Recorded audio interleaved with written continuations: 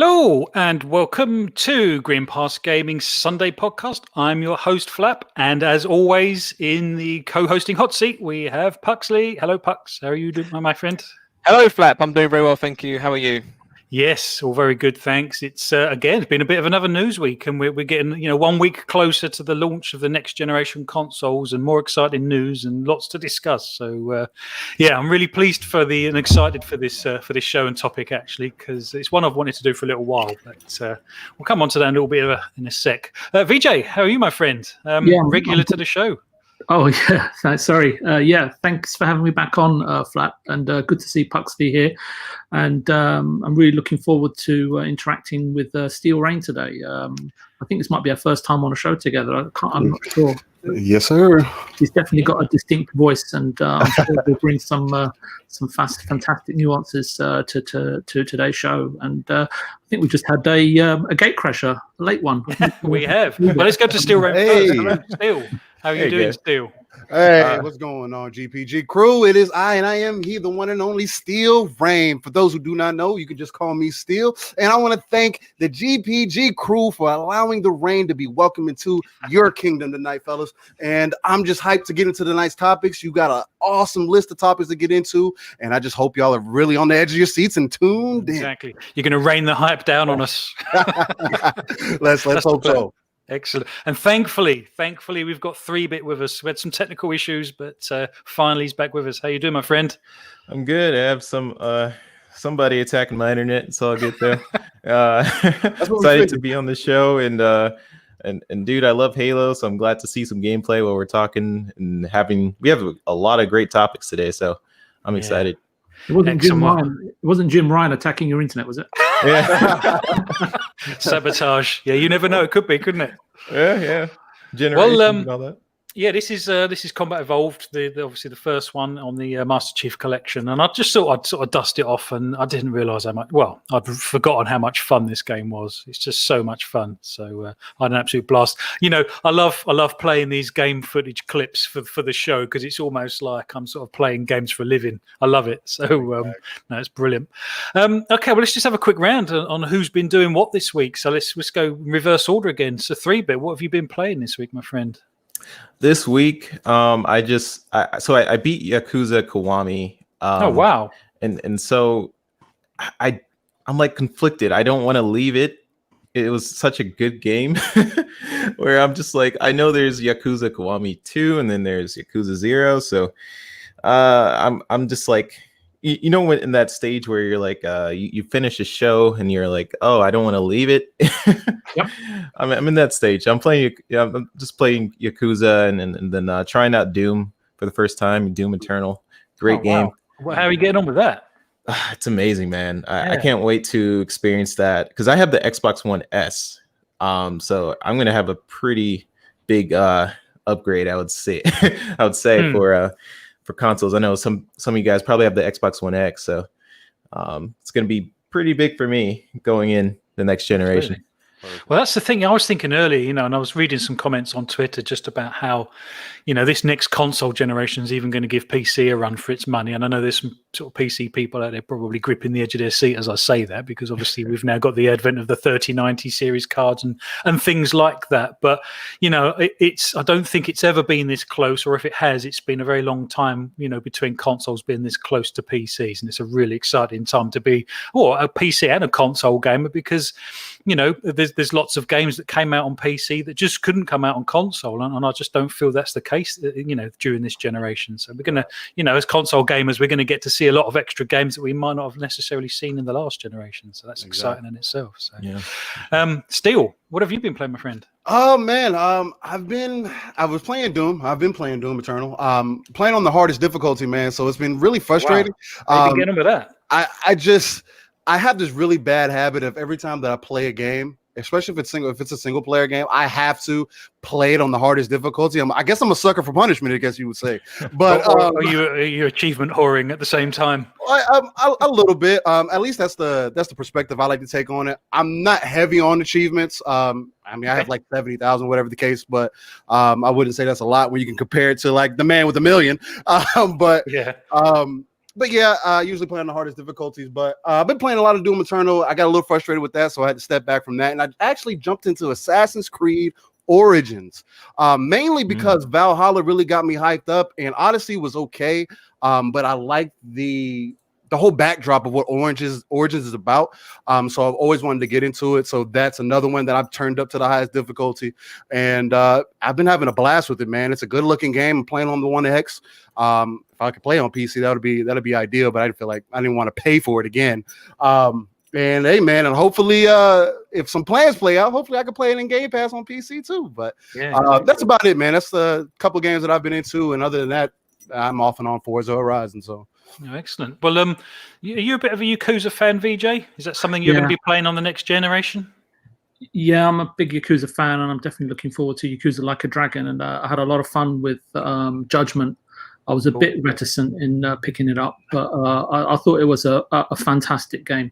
I haven't really been playing much. I'm kind of tempted to jump back into Ghost of Tsushima with the latest update, but to be quite honest with you, but to be quite honest with you, I'm kind of taking a little break. But I know I'm often quite critical of Xbox, but I'm really looking forward to picking up my Series X. Hopefully Costco don't let me down. I've got every finger crossed I can for you on that score, and I'd be absolutely gutted if they did. And you know what? It's really exciting to hear yourself say that, because you can imagine how excited us as current sort of Xbox owners are. But obviously if you're relatively new to this platform, or to the One X, and you're just as excited. That's such a cool thing to hear. I mean, to be quite honest with you, someone asked me the question, and I really can't remember who it was, but I don't think I've been this excited about a hardware launch since the Dreamcast. So wow. Yeah, and you know what? That's saying something. Yeah. Excellent. Yeah, no, that's cool. I love the Dreamcast. Like I say, I've got it under my TV as we speak. But anyway, that's a different story. Pux, what have you been up to, my friend? Yeah, so I've been still playing some Rocket League, doing 3v3 ranked on that, and still enjoying that. But strangely enough, for no reason whatsoever, I've actually jumped back into Crackdown 3, and I actually ended up. I never actually finished it, so I thought, you know what, I'll jump back into it because I love the first one, like the second one. And I finished it and then started doing some achievement hunting on it and all that kind of jazz. But yeah, it's not quite the same as as 1 and 2, I find. So I wasn't too bothered about trying to find all the orbs and stuff. But I've jumped back into that, and a good old blast of that, really. You know what? I like the Crackdowns. I wasn't so hot on Crackdown 2, if I'm honest, but I liked Crackdown 3. I know it took a lot of stick and took forever to come out, but I actually really enjoyed that. It's just mindless fun for me, to be honest. You haven't really got to think too much. You just leap off buildings and jump around shooting things. I kind of like this. Might sound strange as well, but I actually came across a Digital Foundry video about the Crackdown 1's actually been Xbox One X enhanced or something. And of course, the Series X will have that as well. So strangely enough, getting my console, I'm actually quite looking forward to jumping back into older titles which have been enhanced, as opposed to all the me new too. Stuff. Yeah, no, me too. I mean, I've got Valhalla coming for day one. Call of Duty, I think that comes on the 12th, does it?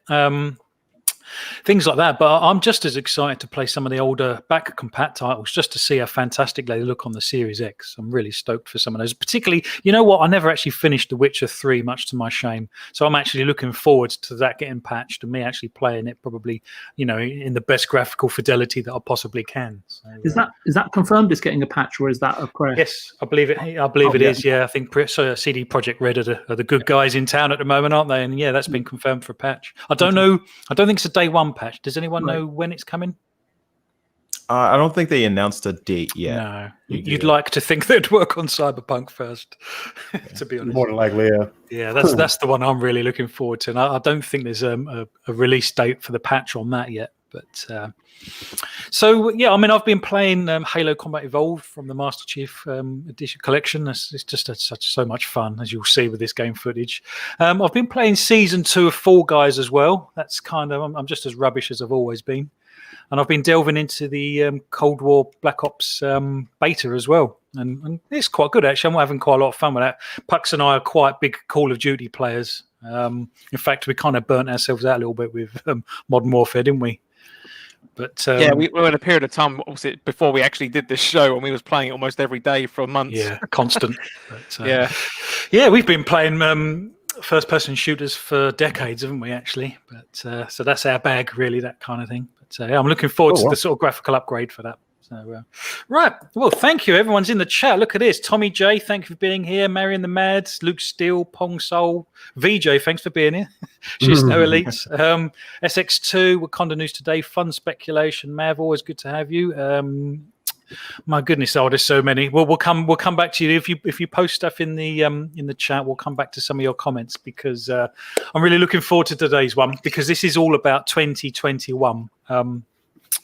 And basically kind of where Xbox have pitched themselves in readiness for next year. And I think they've done a fantastic job in getting themselves into a situation where next year can be the best year Xbox have ever had, to be honest. They've got a stellar lineup of game studios, and by 2021, the consoles will be in people's homes. They will, we'll be used to them. We'll know what they look like. We'll know how they play. And it's just really exciting. And I think, lots of us, myself included, kind of think that getting to the launch of the next generation consoles kind of like the finish line, but obviously it's just it's the starting line of the next generation. And there's so many exciting things yet to come because I was under the impression a little way back that Project Scarlet was actually the code name for the Series X. But it actually turns out that Project Scarlet was the code name for this entire generation for Xbox. And that obviously includes things like the consoles, both S and X, things like Game Pass, and probably their studio acquisitions as well. So, it feels to me like 2021 is going to actually be the first year where Phil's kind of plan for Project Scarlet actually comes to fruition. So we'll come to you first, Steel Rain, if that's okay with you. There's still 2020 left yet, and we're only in October, and we've still got the console launch, and there's been plenty of rumors about studio acquisitions and stuff. And I know this subject's been done to death, but it seems to be heating up around Ubisoft. Could it be Ubisoft, do you think? I mean, is that going to be something that we're going to have as, part of the Game Pass in 2021 day and date, or is that just too big an acquisition? Honestly, I don't want to say that it's going to be too big of an acquisition because if I'm looking at the numbers correctly, it's saying that Ubisoft's worth $4 billion, which wouldn't be bad compared to what Microsoft has just spent with the ZeniMax deal being 7.5. Honestly, I was leading off with thinking that it was going to be Capcom just because Capcom has so many other titles under their belt that could be very influential in Game Pass. For example, like the titles like Street Fighter, like the titles like Devil May Cry, so on and so forth. Those third-person RPG, action games that they have on that side, along with the fighter games, because again, you got to think about a lot of those games were on Sony or are on Sony and have always been exclusive to Sony. So I think it would be a huge play from Microsoft to kind of rub Sony's face in what they've done over the last generation. Honestly, the last couple of generations, if you really want to look at it, especially with them locking Spider-Man behind their gate, saying no more locked doors on that. And honestly, I feel like from what I've been hearing everybody else say, I was listening to Boom Show, I believe that was Friday. Boom and King David were kind of talking about it very loosely. And they brought us some solid points, and I believe it was VJ that also brought up the point. I could be wrong in that, but they had brought up the point of Ubisoft, and the more and more I sit and ponder about Ubisoft, it makes a lot of sense, only because the titles that Ubisoft holds are very, let's say close to our hearts. They're titles that we all remember, especially like Assassin's Creed, Far Cry. They have a new game, Immortals. The thing with Ubisoft is that they're able to spin many plates at the same time. Exactly. So things like, like you say, Watch Dogs, Assassin's Creed, all of those sort of titles. It would be many games that Microsoft would acquire like that, wouldn't it? Exactly. And then, for example, one of the biggest games right now for them is Rainbow Six Siege. And although it's been out for a long time, it's one of their best first-person shooters that has been out, and it's constantly I believe they've been doing competitive events for it, but it's becoming more and more of a phenomenon. And it's crazy the thought that that could potentially be in Game Pass, along with the new updates that they're putting out for, along with giving a better up-res in the game, and with everything going to higher frames and everything, I just feel like that would be such a play to put those games in the Game Pass, because then honestly, you've covered most markets. I mean, we still need to touch into the Asian market a little bit more, but honestly, the value that Game Pass already holds into, and if they did acquire Ubisoft into that fold, it's going to be unmatched at that point. Nobody could honestly argue the fact that Game Pass, it's not just fodder. You can't say it's fodder anymore. No, or like people say, oh, it's too many games. It's honestly, it's not, oh, it has too many games either. It's just there's such a variety, and it hits so many different keys and so many different notes, especially for every genre of person. I mean, whether it's your casual, there's the hardcore, whether it's the people in between, it gives so many options for people. And that's why I'm personally really starting to lean towards Ubisoft being the next one that they might acquire. And they were talking about it's a publishing arm. And that's the only company that really makes sense to me right now. God, yeah, that would be a huge thing. And like I say, you know, a little bit unlike CD Projekt Red, where they kind of tend to work on one title at a time. Like you say, you know, with Ubisoft, you'd be, you know, you'd be getting quite a few on Far Cry. You know, you'd be getting them all, and that's a huge scoop. 3-bit. What's your take on? You know, let's assume the rumors are correct, because we don't know. And I appreciate this is a topic that's been done to death, but it kind of helps close out this year before we start on next. In all honesty, for the point of this sort of topic, you know, is Ubisoft on the cards, do you think, or is it not anything quite as big? Because a lot of the people in the chat are saying they'd actually prefer Capcom or Warner Brothers. Yeah, I think it's definitely a fun topic to get into because of Bethesda, right? Everyone feels like anything is possible. I think because of the fact that Ubisoft is a publicly traded company, that we would hear more rumblings about it in terms of any sort of an acquisition, especially with, I think it was Tencent. You guys could correct me if I'm wrong. They tried to get a part of Ubisoft, and we immediately heard things about it, right? Didn't Ubisoft recently fend off Vivendi from buying? Sorry, not Tencent, it was Vivendi. We heard a lot about, and it was different with Bethesda because they are a private company, and I don't know. It's definitely interesting because we have been seeing a very good relationship with Ubisoft and Microsoft recently, especially with all the advertisement with Watch Dogs Legion and Assassin's Creed, with the Xbox on the front of that. So I don't think it's Ubisoft.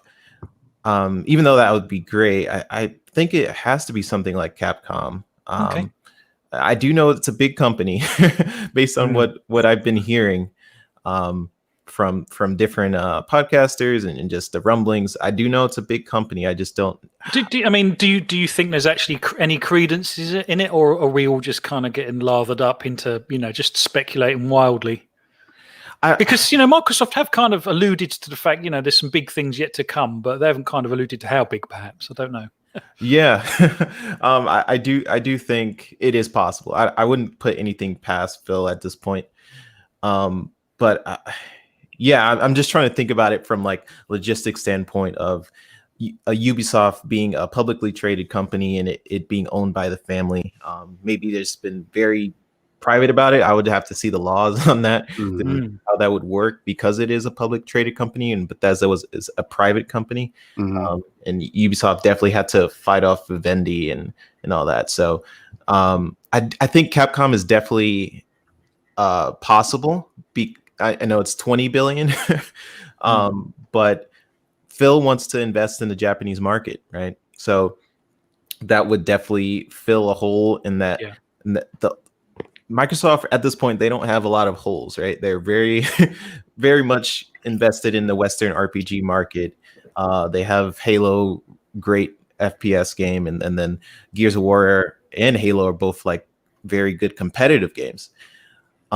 So right now, I think the focus for them is filling any hole they have for Game Pass. So you just have a variety of different titles. And so when you look at it that way, that's when I would say, yeah, Capcom makes sense, because they have Japanese games in Capcom and all that. And I see a lot of comments, just to close out, I see a lot of comments where people say, oh, that's not possible because of Japanese laws over there. But Xbox has a division in Japan that they're just waiting to acquire different companies. You know, that's why Xbox Japan exists. So anything's possible, man. Yeah, no, I completely agree. And you know what? There's been a couple of bits in the chat. We'll come to you next if that's okay, Puxley. But Parksy's just said the day before pre-ordering went live, Microsoft dropped the ZeniMax bomb, so he's fully expecting another bomb the day before the console launch. I think, you know what? I think we're all kind of expecting that to be the day, if and when they do.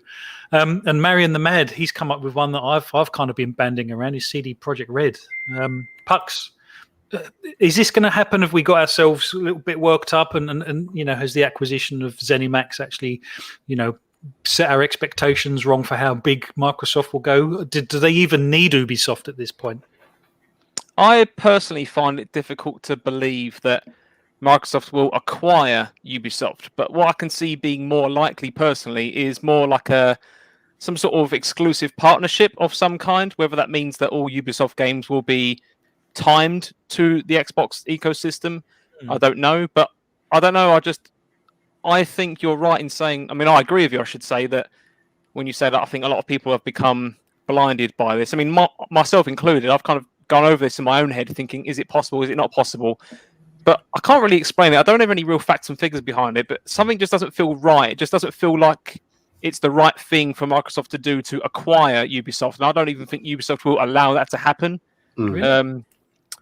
I don't know, because I think would you not have said that about Bethesda before it happened? Perhaps. Well, ZeniMax, you mean, don't you? So yeah, well, ZeniMax, yeah. Well, that's true, but I don't know. I feel like the games within the ZeniMax ecosystem, I don't feel are as widespread or as popular as what Ubisoft tends to offer. I mean, love or hate Ubisoft, I think they have a lot of content which the majority of people enjoy more. I mean, I know people will say, "Oh, but they've got Fallout and Elder Scrolls," which is very true. But I don't know. I think Ubisoft games are a lot more frequent, aren't they? You know, I think that also helps as well, as you say, because there's more of them. There's more Ubisoft titles than there are ZeniMax, Bethesda, whatever ones. So I can't help but feel that an acquisition isn't on the cards. I kind of see more of like some sort of partnership. Yeah, but to be fair, even that would be pretty cool, wouldn't it? Even if you could get Ubisoft games into Game Pass and things like that. Oh yeah, no doubt. I mean, I think if I am wrong and that is the case, then wow, that's going to be a fantastic news. But yeah, as you say, when it comes to things like Game Pass as well, I mean, it will only grow the library tenfold, right? Because you're going to get all these extra titles alongside EA Play and all the other stuff. Well, that's the thing, and perhaps we'll come to you next, VJ, if that's okay, and we'll come back to you again, Pux, if there's been any sort of comments in the chat. I know there's quite a lot going on at the moment, but VJ, you know, do Microsoft absolutely need another huge studio acquisition to go with a pretty stellar lineup for Game Pass? Is this rumor something that you buy into, or do you not think it's going to happen? It's all speculation. I'm not sure where it began, right? And that's the problem, right? I surfaced, and it's interesting you mentioned ZeniMax, because I was on Boom's podcast before when the Warner Brothers, when AT&T came out, sort of, hey, we're withdrawing our the opportunity to allow Warner Brothers to divest Warner Brothers Interactive, and I think that was very much a fishing expedition from their side, in terms of figuring out what it's worth. And I know that people say, well, you know, there were a few parties interested, and then again, who wouldn't be? And then Boom asked the question, you know, who should we acquire? And I went through why Sega wouldn't be acquired. I went through why Capcom probably wouldn't be acquired. And you have to understand that in Japan, there is Sega is just is a very small division part of Satomi-san's empire. And he bought it because he was a fan. And he even changed the corporate name of his company from Sammy Corp to Sega Sammy. He was such a big fan. And then you've got to look at a big player, a huge player, that I think would step in if an opportunity arose. And I think that would be Bandai Namco, who have got a market cap of, I don't know, however tens and tens of billions, and it would make more sense for them, especially being a toy and a video games company. And Microsoft, I know, was mentioned. The office in Microsoft consists of 10 people right now. And you have to understand that they haven't even appointed a real proper distributor for the Xbox One. I don't know what the situation is with Series X right now.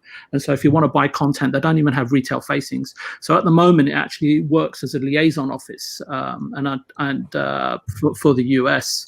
So they haven't had the best of times over the last couple of decades. So yeah, I think Japan's an interesting one, but I think there's other players there that would step in if and when those Japanese studios were available. I'm not saying never say never, but if I was to put my money down, I would say that. But I mean, look, at the end of the day, it's all a lot of fun. And as I was saying on Booms, my choice would have been ZeniMax. And I said to Boom, out of all of the ones that I read, ZeniMax are there because, as someone just mentioned, it was a private company and it had investors that had already invested for 5 to 10 years, and hedge funds and VCs always look for an exit between 5 and 10 years. And it was 10 years since a lot of that money had gone in. And I think that with the way that the world is at the moment, anyone putting down a cash purchase, not even a share exchange, right? Not even a cash plus share exchange, 7.5 billion cash. Who's going to turn that down, right? Right now, in the times of uncertainty. Right. So, yeah, it's all very interesting. But look, it's at the end of the day, it's all a bit of fun. And on Thursday, I spoke about Epic and Valve, Xbox Factor podcast, just to sort of give a background as to why. But I won't delve into those too much. Valve was something I touched upon, but then again, while I was talking about it, it kind of made more sense for them to go to Amazon.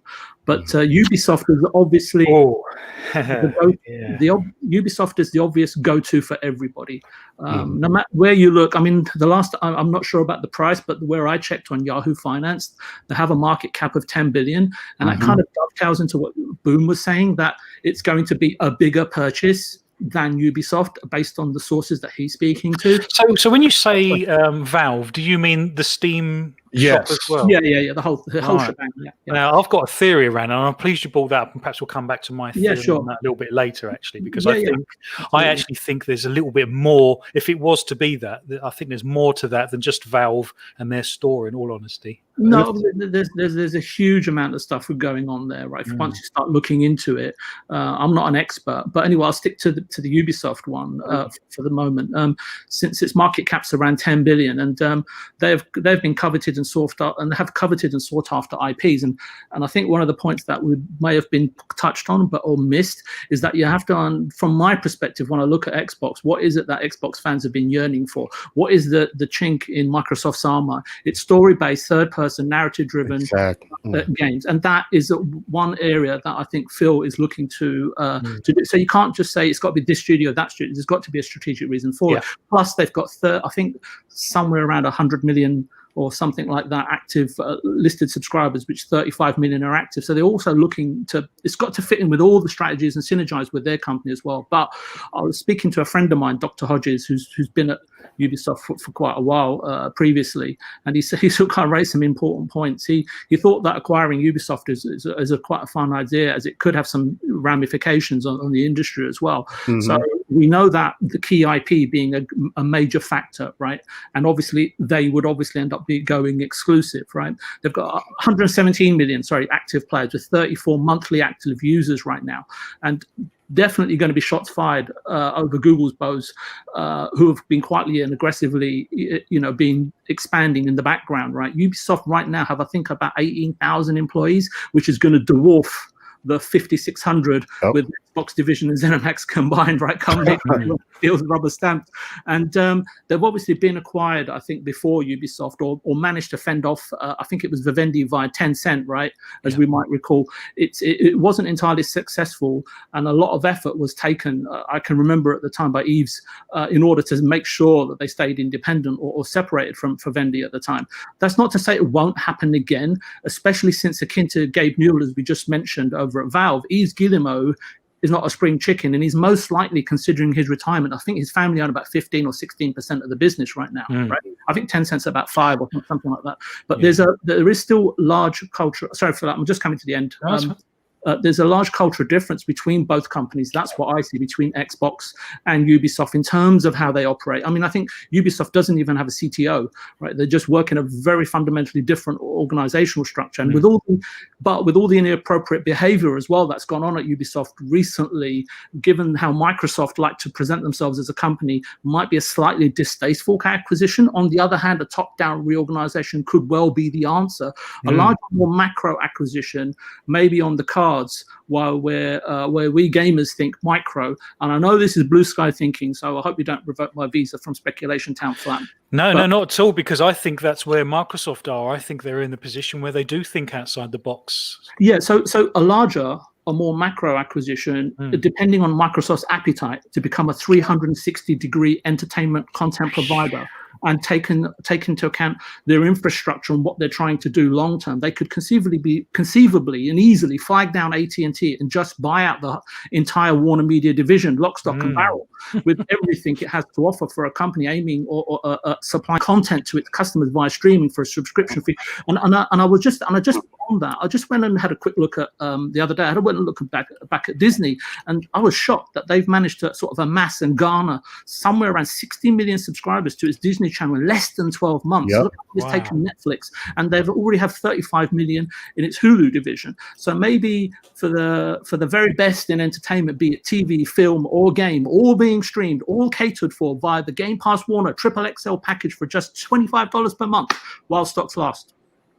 Yeah. Yeah, that's a very interesting point, and I am actually quite surprised Disney have done that well. Now, let's not be under any illusion that the IPs that they have on the Disney Plus service are phenomenal. But what I don't think Disney Plus may possibly do is keep it as up to date as Netflix. I don't know if they're going to have as much new content coming along, and whether they'll just rely on their old sort of IPs that they've currently got, if you see what I mean. Yeah, and this is why the Fox acquisition was so huge, because what you're slowly seeing is that the content that's appropriate for that channel is being filtered into Disney Plus, and the content that is rated over and above and against what Disney's principles are being filtered into Hulu, which they own about 60 or 70% of anywhere at the moment.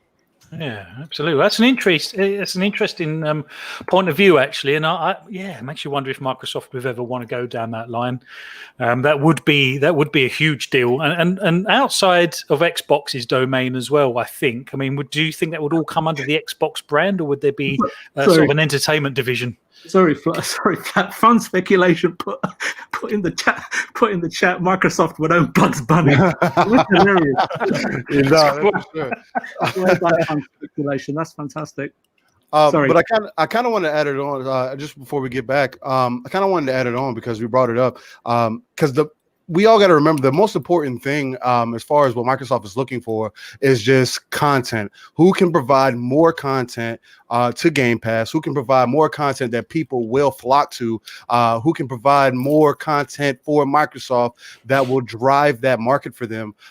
And definitely get rid of that whole stigma of Xbox having that Game Pass having game fodder of it. It's opening up the market and opening up the variety of games that you could possibly have. I think that's why a lot of people are starting to see Ubisoft, just because those are those third person over the shoulder action games that a lot of people are typically look for. And being able to get those into Game Pass would just be such a clutch move. But again, like we were talking about, like you said, VJ, Bandai and Namco, that would do the same thing for them, honestly. And honestly, that might be a bigger play because there's more of the. I don't know if a lot of people have really paid attention to it. Maybe because I watch anime or whatever the case might be. But it seems like that entire market is starting to shift a lot more to the West than it was previously. For example, like you have your titles like Dragon Ball Z, you have your titles like Tekken, you have your titles like Dark Souls that are widely renowned games that would be very beneficial in the Game Pass. Those would pull a lot of people in. But then again, when you think on the opposite side, again with the whole Ubisoft thing, Assassin's Creed kind of does the same thing. Yeah, they've kind of fell off, but like VJ was bringing up, if you bring in you bring those teams in, that I think that's what the main, for me, that's what I really look at. We already added on X amount of teams from the ZeniMax deal. If we're able to add on basically double to triple the amount of teams or people to come into the building, man, that adds so much more talent. So many more people can bounce off other people's ideas. It just makes games such a wider spectrum. There's a wider spectrum of knowledge to pull from for these games, and it could just really drive the future for whatever they want to do. As they take more advantage of the hardware, take advantage of new tech. It could be an option, but I also wanted to just bring up really quickly because there was someone else that brought it up. But somebody was saying that they were talking about Epic Games. I don't see it happening, but the only reason why I even would pay attention to any of that is only because Epic Games has worked with Microsoft very closely. As you see, Gears is one of Microsoft's top brands and is their top game. So they've been working together very closely. But that's a 17.3 billion worth for Epic, and I don't know if Microsoft is really wanting to go that way. So yeah, it seems like they're closer with Sony right now, at least with the partnership earlier on this year where Sony invested, how much was it? But let's be honest, I believe it was like 1%, maybe 2% of what the overall value of what Epic is worth. And then Xbox has spent much more than that. That's true. If you take Gears into consideration, and the other Epic titles that Xbox and Microsoft have on their side. So I still don't think Valve's off the table, to be honest, because I know we're all talking about studio acquisitions from a Game Pass and content point of view, but I think with Valve, there'd be so much more than just the games that they put out. I mean, to be honest, they don't put out that many games, but the games they do put out are very popular. But it's all of the services that they have as well. And Adam C raised that, Gabe Newell kind of, he's not always seen eye to eye with Microsoft, but he came out and publicly spoke about the Xbox Series X and publicly said he thought it was better than PlayStation 5. And we've got Microsoft first-party titles on Steam and stuff. I don't know. Perhaps this is the trouble, isn't it? You get into speculation town. Exactly. You start seeing things that might not necessarily be there, but those are certainly facts as far as I'm aware. So, what do they add up to? Don't know. But exactly. Pux, right? Let's catch up with some of the chat. The chat's been fantastic tonight, so thank you very much, chat. I'm loving all of the comments that have come flying in. Where are we, Pux? We've got some comments from earlier. So one from SX2 saying that Ubisoft fended off Vivendi with the help of Tencent, and I think Tencent bought 5 to 10% of Ubisoft at the time, which helped stop the threat of a hostile takeover. Mm-hmm. And then Pongsol, as I was speaking earlier, said a deal to bring Uplay to Game Pass could be on the cards. In terms of what I mentioned about Ubisoft having a partnership as well as an acquisition. A little bit like EA Play, you mean? Yeah, exactly that. Another one comment here from Tuku Ngula. I hope I pronounced that correctly. Service wars are over the horizon, and I'd feel more comfortable knowing game studios aren't under Amazon, Google, or Apple, etc. That's a great point. Yeah, that is a great point. And we did kind of mention that on the show in the past. It's not so much about, Microsoft versus Sony. I think it's more about Microsoft versus, Amazon and Apple and Google potentially. I think that's where the real threat comes from for us as gamers, because I feel quite safe in Sony's hands. I know I can go and buy a PlayStation 5 and get quality content, whereas I think something like Google Stadia and Amazon, particularly Stadia, their business model's been atrocious at the moment, but I don't want to have to I don't mind subscribing to 2 services. I guess that's my basic point in Microsoft and Sony. I don't want to have to subscribe to 4 in order to play all of the games I want to play. Mm-hmm. I've got another comment here, if I can continue. Sorry. So one here from Dragon Wolf saying, "I'm sure Sony are looking at deals as well.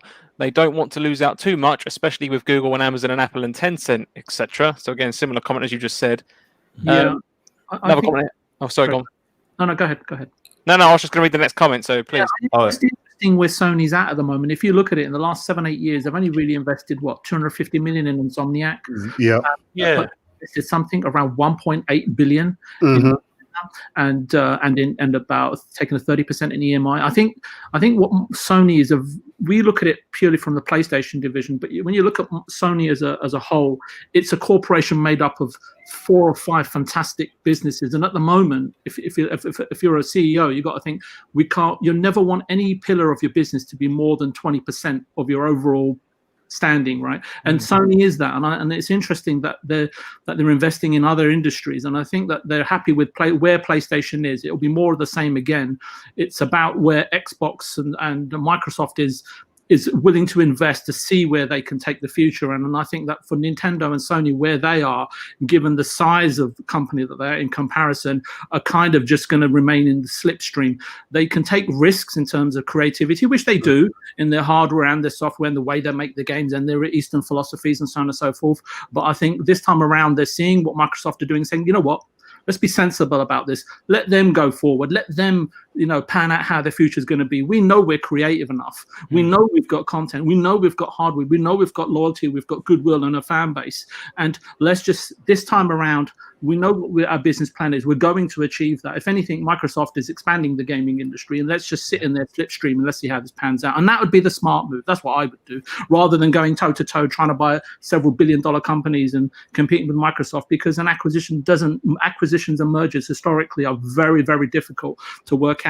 And Microsoft, as you know, in recent years wrote off what was 8 billion and fired 7,800 people in a couple of years ago with Nokia, which didn't work out. So it's tricky, but Microsoft have got the money to throw at these things, and they've got the money and the clout to be able to experiment like that. I don't think Sony do. I think any acquisition they make would have to be much more calculated and less of a risk. Yeah, who does? There's only a handful of companies that can. Cool. Puxley, are we done with the chat? Are we caught up? I've got one more comment I would read out. I mean, might be a bit of a rabbit hole, but I think it's important to read out. So this comes from Sweshy Gaming, who says, aren't people afraid of antitrust lawsuits and Microsoft being seen as a monopoly if such a deal with Valve, for example, was to go through?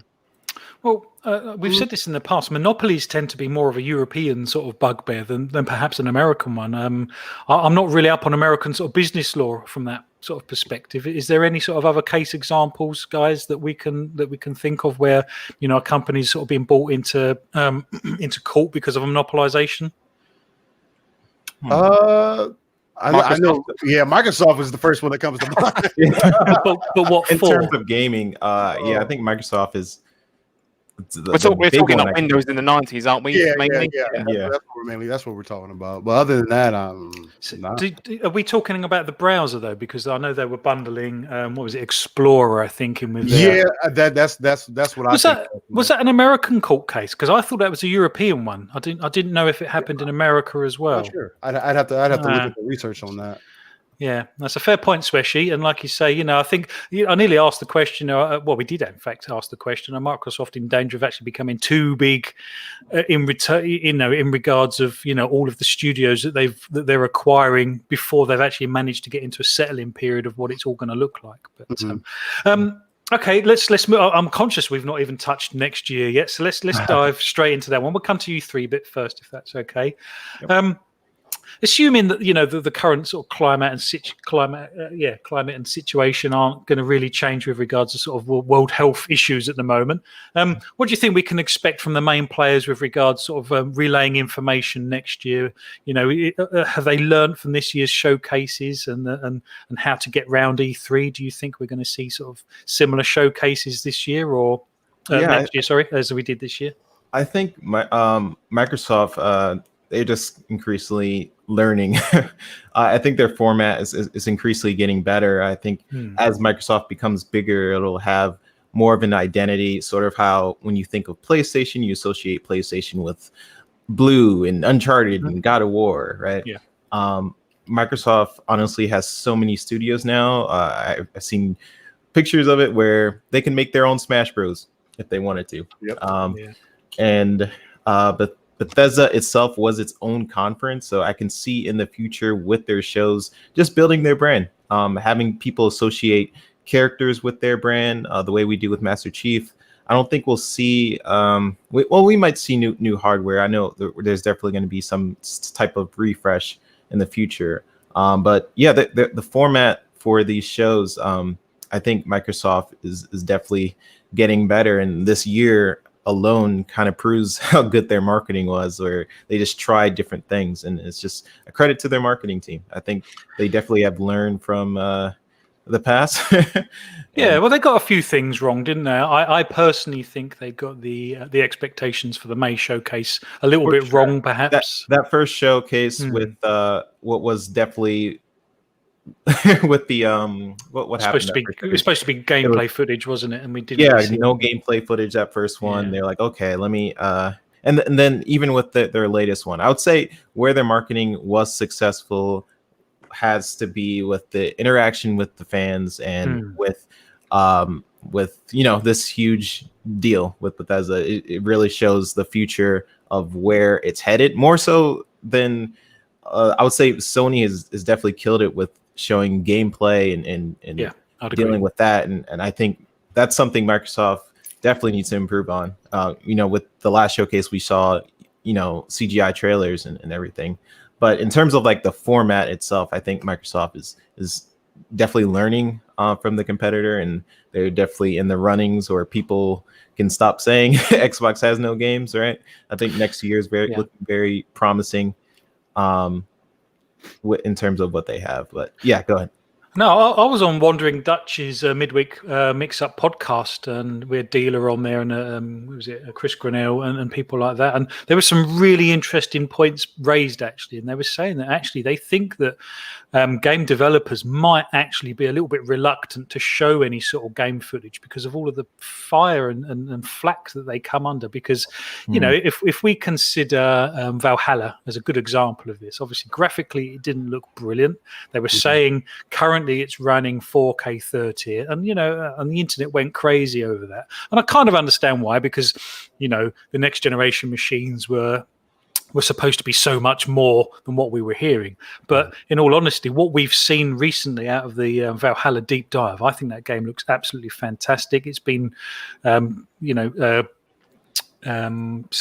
said that it's going to run 4K 60. The graphical fidelity's gone through the roof, and it shows you what can happen in a short few months. But it does seem like game developers might be a little bit sort of cagey about coming out and actually showing early builds, because the internet just rips them to bits. I could definitely see that. I've worked on different animation projects for like a year, and then you come out, people on YouTube would just be like, "Oh, cool." Yeah, exactly. So I could totally see that from a developer standpoint, on where people have really misinterpreted views on just how hard these developers actually work, especially during a pandemic. It's really hard just trying to develop for games, huge AAA games right now during a pandemic. So yeah, that's definitely an interesting conversation to be had. Is like these developers maybe they don't feel the greatest trying to put their game out there when everybody is in this sort of console war lens, or even the media sort of misinterpreting what 4K 60 looks like, because a lot of companies like IGN are put stuff at 1080p, and that was ridiculous. Yeah, and I'm really disappointed in IGN. They should have known better. They've obviously got a huge platform, and when they were saying that this doesn't feel next generation, it's like, well, that's not the game's fault. Perhaps your expectations were wrong at that point. For sure. Like the next generation, and I'll just close in out with this.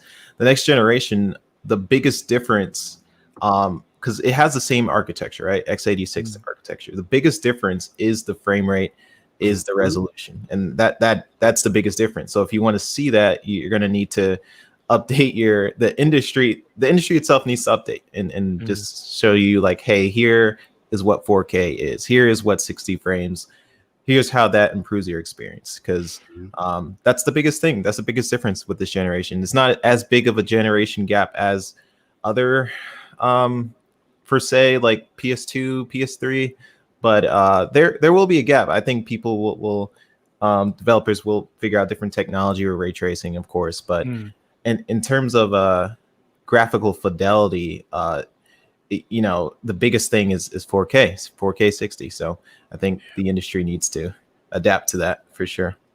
No, absolutely. I completely agree. And, perhaps it's on the platform holders as well to a certain degree to help to make sure they set expectations correctly and help perhaps protect the developers to a certain degree. Or, like I say, certainly assist in making sure that, expectations are set correctly, even if it's to say, this is an early build, the potential of it to changing in the near future, there's a large, a lot of time to go, and graphical fidelity will come within time. But still, Rain, what do you think? What do you think E3 next year will look like, and what sort of things do you think we can expect from Microsoft? I mean, is there more services that they could perhaps bring, new games that we haven't heard of yet, more hardware even? I definitely do think that next year's E3, I think it's going to be another digital event because if I'm not mistaken, they had canceled everything up to August of 2021. I didn't know that. I believe that's what was stated before. I could be wrong at that, but if they do have another E3 like event, even if it's digitally, man, I do see like they do every year, man. They show us a new game, show us what's coming out in the next few years or so, and just overall just give us more hype. Do I see more services coming? Not necessarily, unless like we had talked about a little bit earlier, unless they want to get people like Uplay involved, where they get EA more involved, services like that. That could be the only other players that really come out. Other than that, they're going to constantly keep building on what is already there, like they have been since 2017, 16, since Game Pass has been put into play to really be on the forefront for Xbox. And I believe the main focus is just going to be making sure that they reach out to as many people as they possibly can. Because let's be honest, even on a day-to-day basis today, there's not a lot of people who know what the value that Game Pass brings. They still think that, Sony has these things. They have Spider-Man, man. And, that's what's important to me. But a lot of people still don't know that, hey, their Game Pass is offering you a service that's going to be extremely valuable to your typical consumer, just somebody who is just looking to pick up a console. And honestly, as we look into the future, if we want to talk about future E3s, I think the main play is going to be really Microsoft showing people and demonstrating to people that you do not need a console anymore. And I think that's been the main play for Xbox and Microsoft overall, is that, hey, we don't have to buy our console. We're giving you 4 different options to buy or to get into our ecosystem. And that's what's important to us. It's the ecosystem. I know other people have brought it up too, it's not about the console war anymore for Microsoft. Microsoft saw that wasn't an avenue that they needed to win in, or that they could win in, because let's face it, Sony's established. Sony sold the PlayStation 2 for what, 15 plus years? and they were still selling like hotcakes. So it's hard to compete with somebody that's already established. Why not start touching into those 2.2 billion gamers that are on mobile devices? I believe that's going to be the future play of any E3 that comes up, any event that comes up. That's always going to be one of their main plays, and letting everybody know about all access too, because a lot of people look over it. A lot of people either look over it or they don't take it seriously. And it's crazy and it's asinine to me that Microsoft is offering you a service for $25 to $35, including the Game Pass service. That's just unheard of. And it's cheaper than just going to buy out a console. Who is not going to be willing to invest into that? And it's just, I feel like a lot of people are really underestimating it, and the potential growth that Xbox is going to see within these next few years is going to be exponential, and it's going to be very influential on the industry itself. So I guess with that all being said, I know, like in the message that you sent us, new games again. I believe the main play. There's always going to be new games. We still got to be here about Avowed. We still want to see about Hellblade. We still want to see about these new games that are still coming out. Starfield, whether it comes out here soon or it's coming out at the beginning of next year. But those games like that that haven't had much talk, they haven't been really talked about. They haven't been discussed, and haven't really been shown off in a proper light. And that's going to be one of their main goals. Again, I feel like Microsoft has always. They always had an issue presenting what they have under their belt. And with Halo, I feel like they really saw that, hey, man, if we don't get this right, this could really be a problem. It could really put bad taste in people's mouth. So maybe it's something that we should work on. So there's a lot of amazing things that are happening over the horizon. And I think that's pretty much my take on that. No, fair enough. And to be honest, I think we've still got so much left to learn. And I think, For sure. you know, the E3 equivalent in 2021 is going to be an absolute blowout of information. I know we thought this year was good, but, you know, we've now got 35 projects that Microsoft are working on. And whether it's just an update on that current project, I think hopefully one of the things they may have learned is to at least acknowledge the game exists, or just, Exactly. you know, not even sort of potentially show us footage or anything, but just to acknowledge that the game exists and mention it and show us a logo. You know, Sony seem to sort of get away with that, and it's absolutely fine because, you know, it does build hype and stuff. And sometimes all you need to do is show a screenshot for Fable or something, and that would be enough to keep people interested. And, you know, I also think there might be some hardware on the way, but perhaps this is the Valve talk I was on about, because one of the things that Microsoft seem to be lacking at the moment, and I don't know how much appetite they've got for this, but they don't have a VR set. So, you know, they're not in the VR game at all. And one of the things I was talking about earlier, if they were to sort of acquire someone like Valve, is they would get the Vive headset, I guess, with it. And now the Series X is obviously powerful enough to sort of drive VR, and we've got things like Flight Sim coming to VR and stuff. It would seem like a waste if Microsoft didn't kind of go into that market. I think it's been around long enough now to see whether it's going to be a gimmick or not. And, you know, the fact Sony are actually going to create another version of VR kind of alludes to the fact that they think there's a future in it, and it's a future that Microsoft aren't involved in at the moment. So that would be interesting. VJ, what do you think E3 could look like next year? You know, do you think it's going to be an absolute huge blowout of information with you know, new services? Because, you know, we're still yet to hear that Game Pass is actually coming to iOS, or when that's going to happen. Apparently it's coming to PCs, being streamed to PCs and stuff. That's quite a big deal. Do you think Microsoft would wait till E3 to sort of give us all this info? When you mentioned E3, it sounded so way off, and it kind of sent my mind off into a different direction, and maybe a slightly darker corner of the universe. So yeah, just so everybody knows before they start screaming at me in the chat, that I've only got one next-gen system on order, and that's the Series X. But I'm not so concerned with the methods that Microsoft, Nintendo, or even Sony PlayStation employ in order to sort of showcase or demonstrate new hardware, games, and accessories that they've got lined up on their future roadmap. I wish we knew what it was, though. Yeah. Well, perhaps that's one of the things they'd show us. Yeah, but we don't know when the next E3 is going to happen. That's the thing. And No. I'm interested to see where and how Microsoft is taking us. Let's assume right now that Nintendo and Sony are just taking a sitting back at the moment, or observing the landscape and how it all pans out. And Microsoft is taking us into, let's say, the future, right, with their heavy investments and saying, look, this is the future. We're presenting it to you up front and center before anybody else. They are heavily investing in the games industry, and it's not for the first time, right? They've made huge splashes on several occasions, right? Not all of them have panned out as they'd like them to have, but, you know, that's by the by at the moment.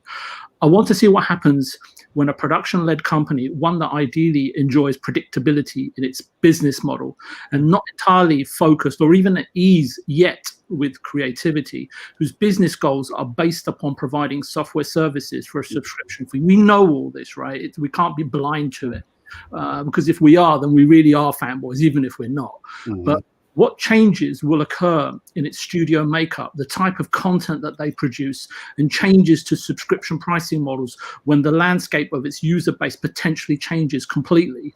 When you say changes, do you mean becomes more? Evolves, I would say, is probably the more right word. When 90% of, and I'll come to this in a second, sorry for that, my mercurial approach to this question might have some answers for you towards the end. If not, you can just cut me off.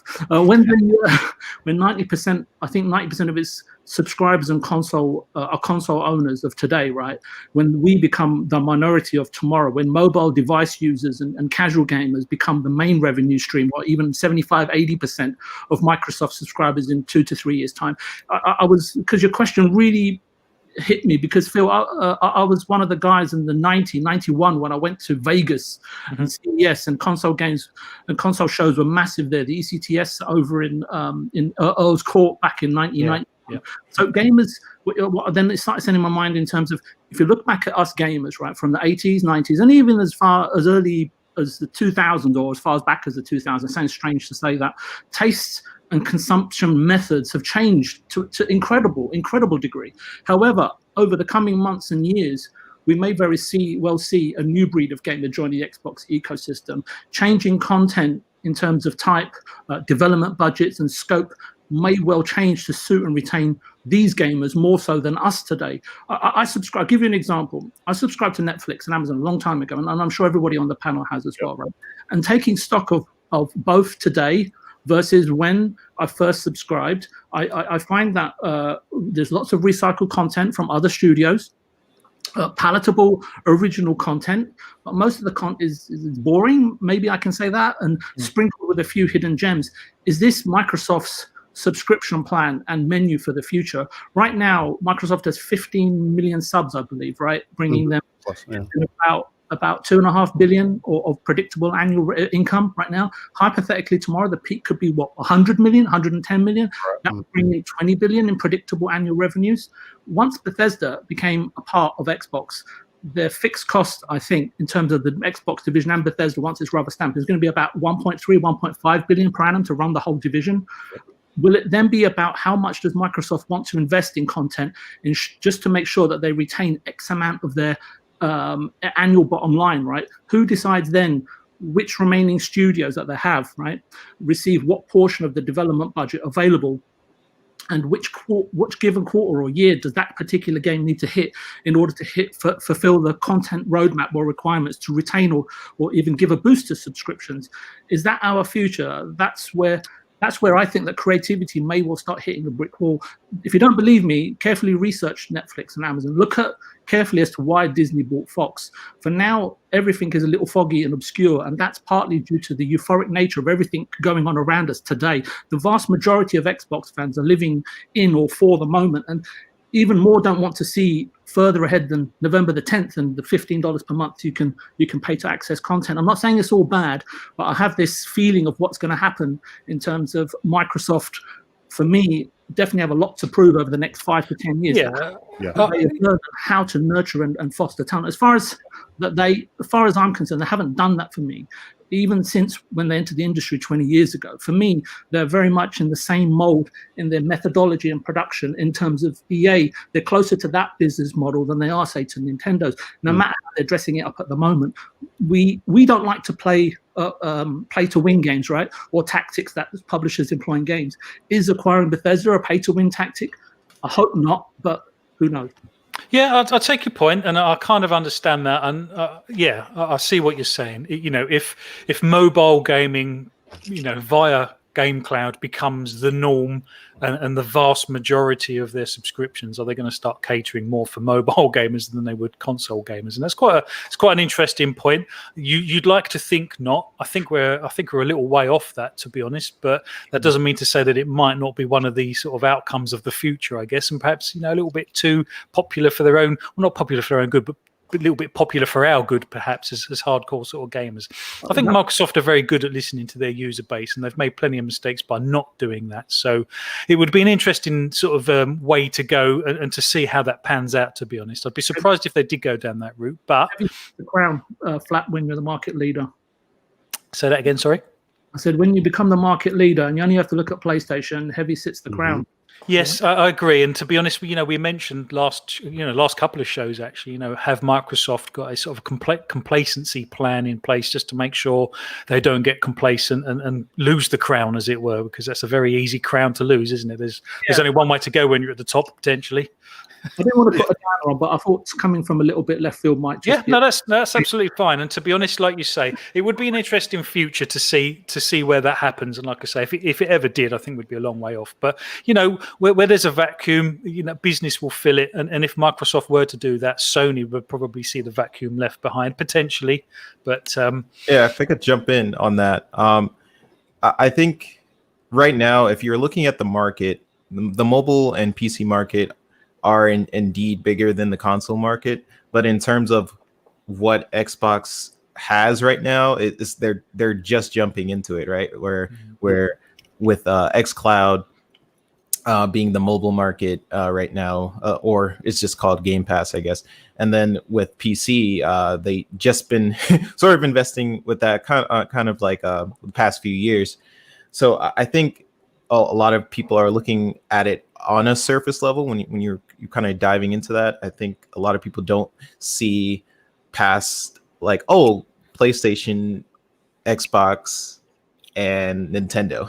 A lot of people aren't thinking about, okay, the fact that Microsoft is investing into the PC and mobile market as well, and what are the ramifications of different studios that they'll purchase, like that support their vision for those other markets as well. Yeah, that's a fair point, because it's all heading somewhere, isn't it? That's the thing.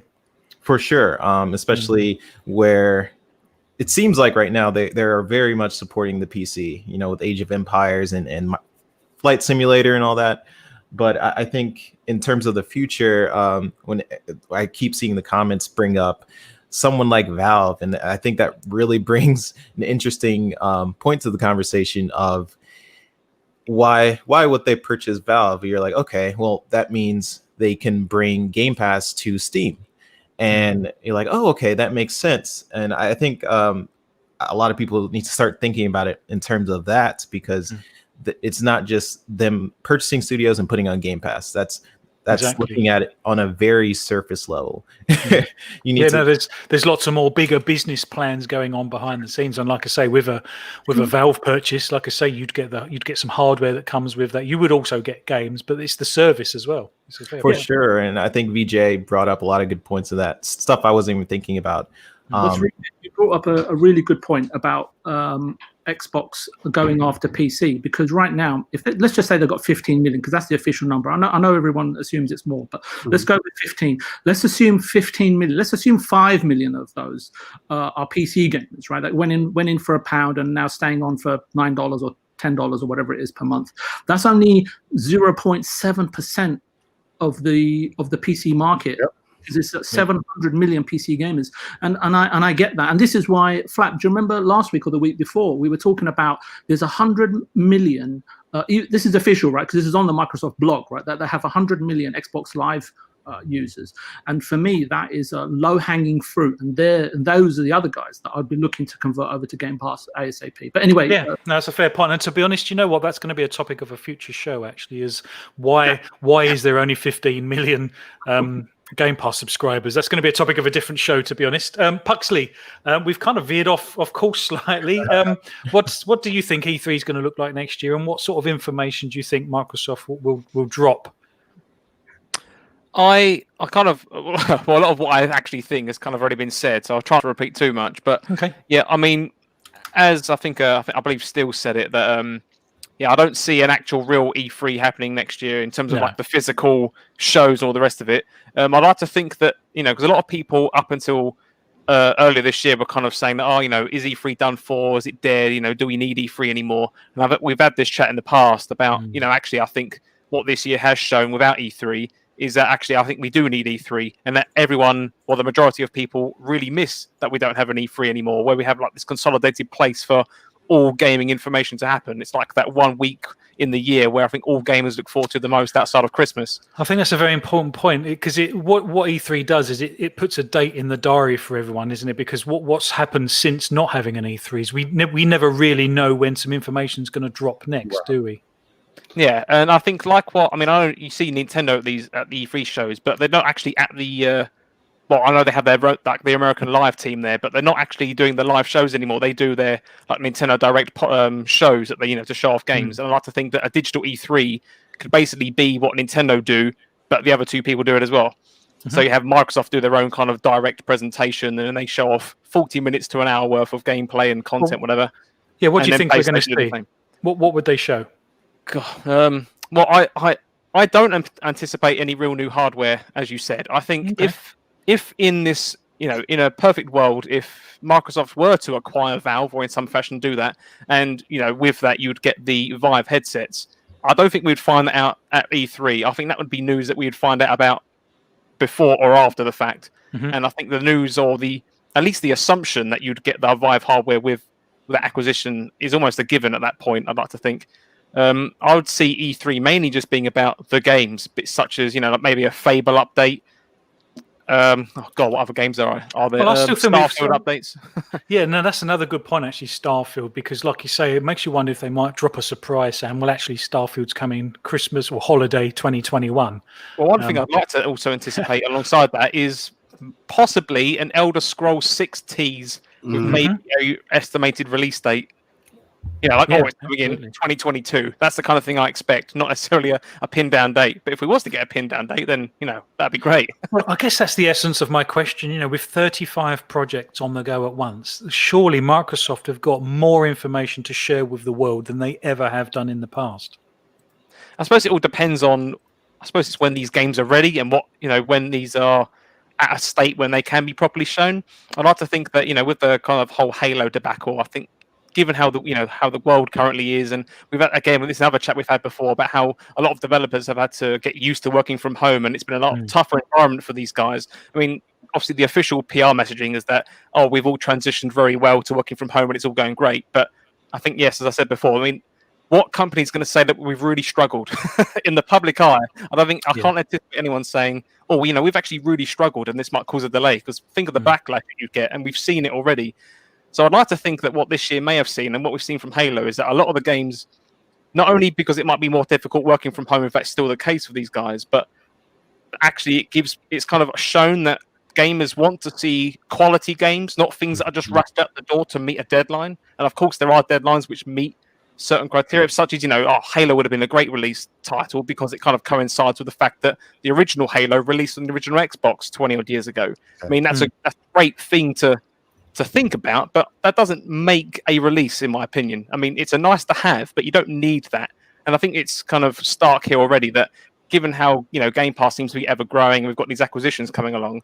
I don't think things like having Halo at launch, I don't think are such a big thing anymore, because you've got all this extra stuff coming along. I wouldn't even say in the background anymore. Like it's coming along kind of co-side with Halo, if that makes sense. And I'd like to think that more announcements next year, people could look at Halo as an example and say, actually, let's give this a bit longer to cook and not quite release anything yet, and let's give it a few more months. Yeah, I think Microsoft are gutted they didn't release Halo with it, because even the box art shows Master Chief on the back and stuff. Yeah. But as Phil Spencer said, he was prepared to press that button and say, actually, it's not ready. We are going to delay it. Obviously, he was probably comfortable in the knowledge that they had the Bethesda announcement to make as well at the same time, which probably would make that, although we didn't know it as the world at the time, for him, it would probably make that a much easier conversation for him to have internally, perhaps. Right. Go on.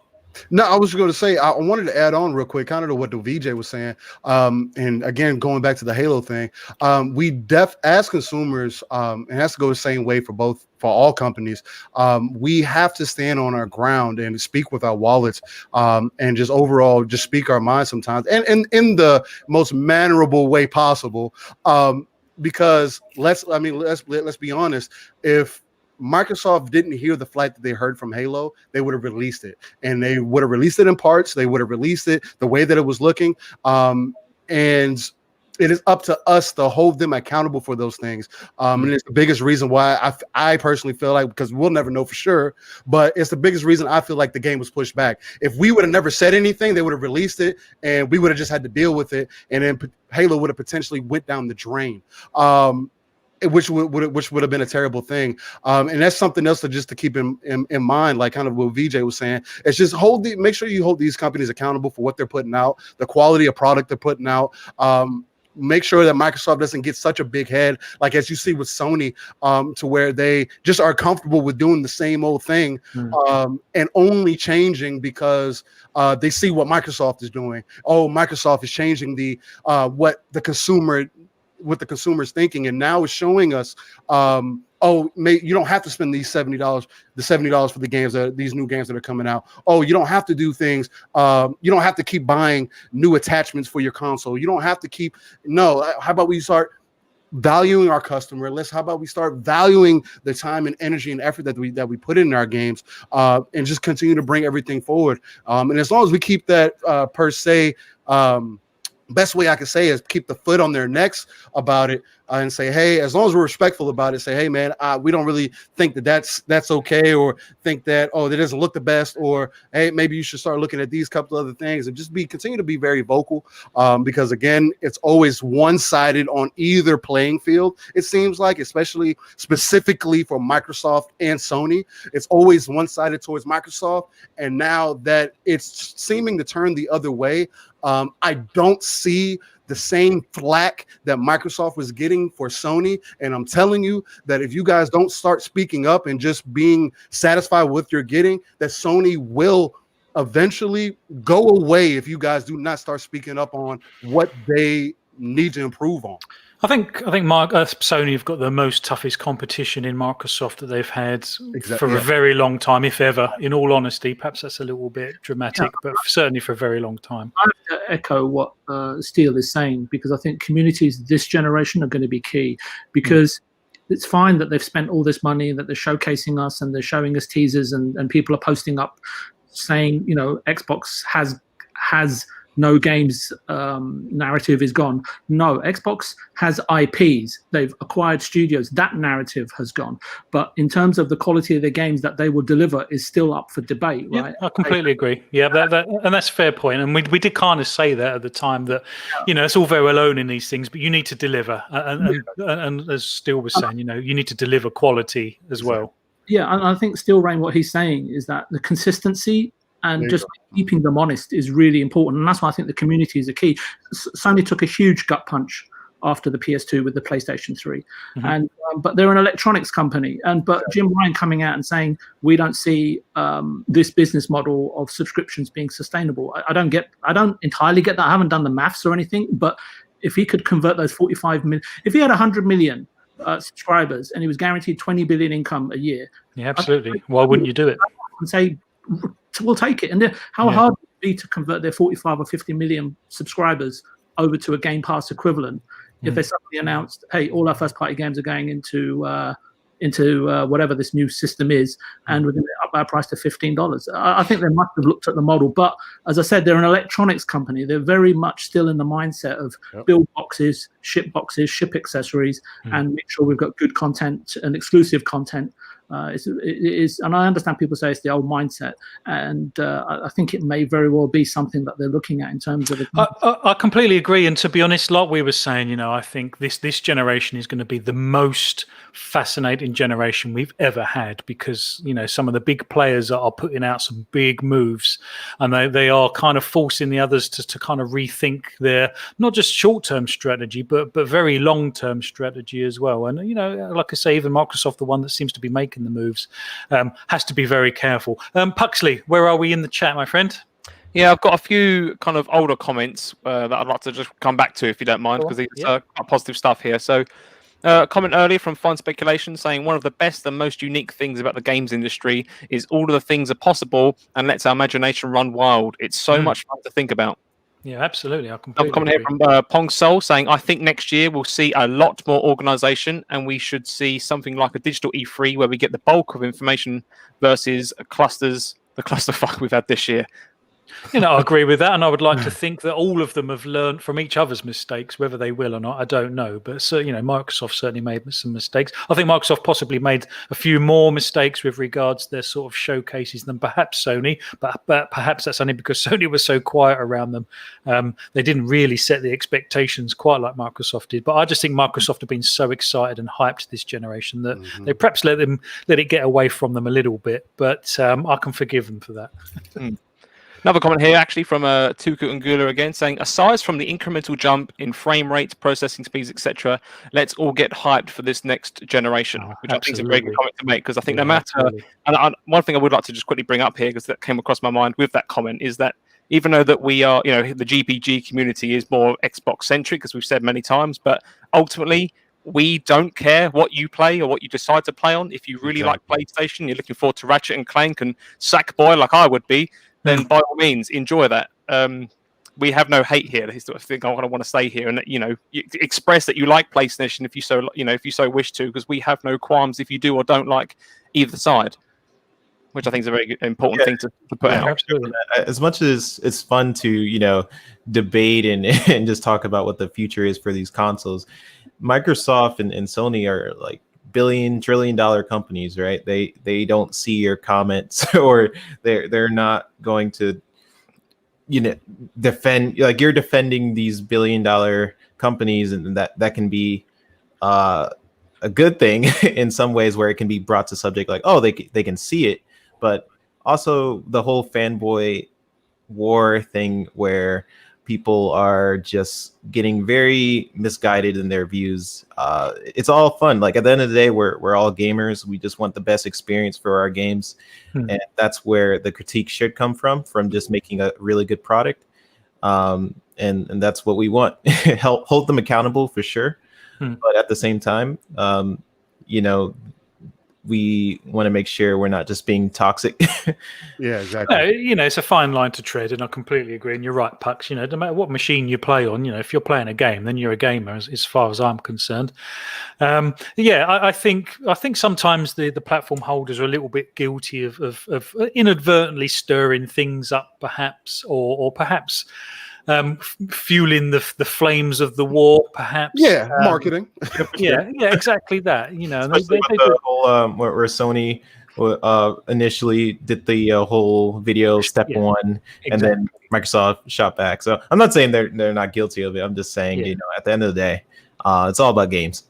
Exactly, and it's when it turns, you know, that we can all have a bit of fun poking a fun at each, you know, the other side, and that's absolutely fine. It's when it turns toxic and personal is when it starts becoming sort of detrimental to people's health and things like that. Because I know John Lineman was posting out some tweets, you know, or responding to some really toxic stuff, and it's not good to see, to be honest. And it just doesn't need to be like that. You know, there's always, pardon my French, there's always arseholes out there for arsehole's sake, to be honest. They just get a kick out of being an arsehole. Yeah, exactly. Puxley, let's talk about, you know, slightly outside the box with regards to next generation and Microsoft, and possibly next year, because we've obviously seen Microsoft make a very, well, on the surface, seemed like a peculiar business partnership with GameStop in the US. And at first we wasn't really given that much information, but as time's gone on, you know, information has slowly leaked out, and it actually now seems that, you know, when you purchase a game digitally with a machine that was purchased from a GameStop store, they actually get a tiny slice of the pie, almost like a royalty, I suppose, that kind of thing. Do you think, you know, are we likely to see that sort of thing over here with Game? Do you think Microsoft would be looking to expand this? Because, again, you know, when we talk about business partnerships and acquisitions and stuff, we always talk about it from a adding to Game Pass perspective. But actually, there's so many other sort of clever things and business partnerships that Microsoft can make to boost their platform. And it's not necessarily versus Sony. It's just Microsoft boosting their own platform. Do you think we can see other things like that coming in 2021? I think so. Yeah, I mean, obviously over here, rather than GameStop, we have what's called just Game, for those who are unfamiliar. I think we can see it. I mean, let's take the 360 and PS3 era. I mean, we saw, I mean, at least for me, it was 360 all over the shop, right? You didn't really see so much PS3 advertising in game as you did the 360. Of course, that all shifted the current gen with the PS4 and Xbox One. You know, it's all PlayStation in the stores at the moment. So I'd almost, even if it's not on like a partnership or a team up, I'd like to think that maybe these games might do it upon themselves to kind of say, hold on, which one is actually the more popular one here, and then just maybe help push that agenda. I don't think they necessarily need to have a deal to do that. Obviously, it would help because it encourages those stores to do that, but I don't think they would need to do that if Microsoft play their cards right. I'd like to think that these stores do it on their own. Yeah, but the thing is, if a GameStop store will actually make a little bit of money, an ongoing money, evergreen as we call it, you know, it will continue to sort of feed into their revenue stream every time you purchase a game via the Microsoft digital store, that they would be more encouraged to sell you an Xbox than perhaps a PlayStation, wouldn't they, at that point? True, but at the same time, I mean, again, I can't speak for other countries, but at least in my experience, I don't find that game stores in the UK, like the staff which are there, I don't think they would necessarily sway you one way or the other. I think it would be a case of which one's more popular, which one does my kid want, or which one do I want. If you're, if you're not like a hardcore big gamer yourself and you're buying for, say, a child or a relative, I'd probably put it down to, my whoever has said they want this thing, I'm going to buy this one, and you're not going to sway me otherwise because that's the one. Apparently, that is the one to have. Do you get what I mean? I do get what you mean, but perhaps that middle tier of gamer are a little bit more susceptible to taking advice in store, perhaps. But VJ, we kind of discussed this last week, to be fair, didn't we, around this? But I don't think we knew at the time that actually GameStop were going to get a slice of the pie for every digital download that was going to happen on a box that they've sold. Is this a really clever move by Microsoft that we can see expanding into other territories, do you think, or is this just kind of a one-off opportunity that they leapt on? I think that for Microsoft, they need to sell hardware, as subscriptions aren't where they need to be right now, and hardware adoption rate will lend to the highest conversion rate in terms of new subscribers right now, and Microsoft are doing whatever they can this generation to keep up with or surpass Sony and Nintendo, as hardware sales are where huge profits lie, not just subscriptions alone. Otherwise, that kind of goes counter to what Microsoft have been saying, though, because it has all been about subscriptions. Do you think they might be going back on that slightly and thinking actually hardware is the leader into the services? You know what a wise man once says, never believe what a corporation tells you. And it's a public-facing comment at the end of the day, and you've got to be able to pass that. Microsoft are doing whatever they can, as I said, to keep up with Sony and Nintendo. Otherwise, why even bother to release 2 hardware systems, let alone just one? Exactly. Microsoft, or any corporation for that matter, will take advantage of any company or partner facing a predicament or unpredictable future. They're completely ruthless. They're not our friends, as I would say. GameStop is just an opportunity for Microsoft to milk until it's not providing meaningful results for Xbox or Microsoft, for that matter. It's a one-sided relationship as far as I can see, and they will pull out of GameStop and move on as soon as it doesn't make sense. Is it going to be a year from now? Is it going to be 6 months? Is it going to be 2? I have no idea. But let me ask you this question: what other choice, say, or even what say would Microsoft, GameStop have? What option does GameStop have actually besides this deal to have any chance of surviving in exactly? It's great. So, I guess my question is, have Microsoft thrown the retail industry a lifeline then? No, not at all. They're not. Look, what I'm saying to you is that they're still seeing that there's a little life left in it, and they've just stepped in to suck the life out of GameStop. I think it's a great, for me, as far as I can see it, if I'm Microsoft, I'm saying, right, they've got no say. Give them a little bit. It'll really help us boost our brand. It makes sense for our company. I just think it's just in delaying the inevitable in terms of GameStop. It's a great branding effect in store for Microsoft, as it gives them a footprint with little to no cost. As I said last week, there could be a great deal of benefit here on both sides, but potentially for GameStop as well, as people are seeing. But you saw what happened to the share price. I'm not sure where it's at the moment. But my thing is as well, and I think Luke echoed the same thing. Yeah, it's great for now, but for how long? Yeah. No, fair point. Yeah, exactly. But time will tell on that front. That's a sort of exciting thing as a spectator and commentator on all of this. 3-bit.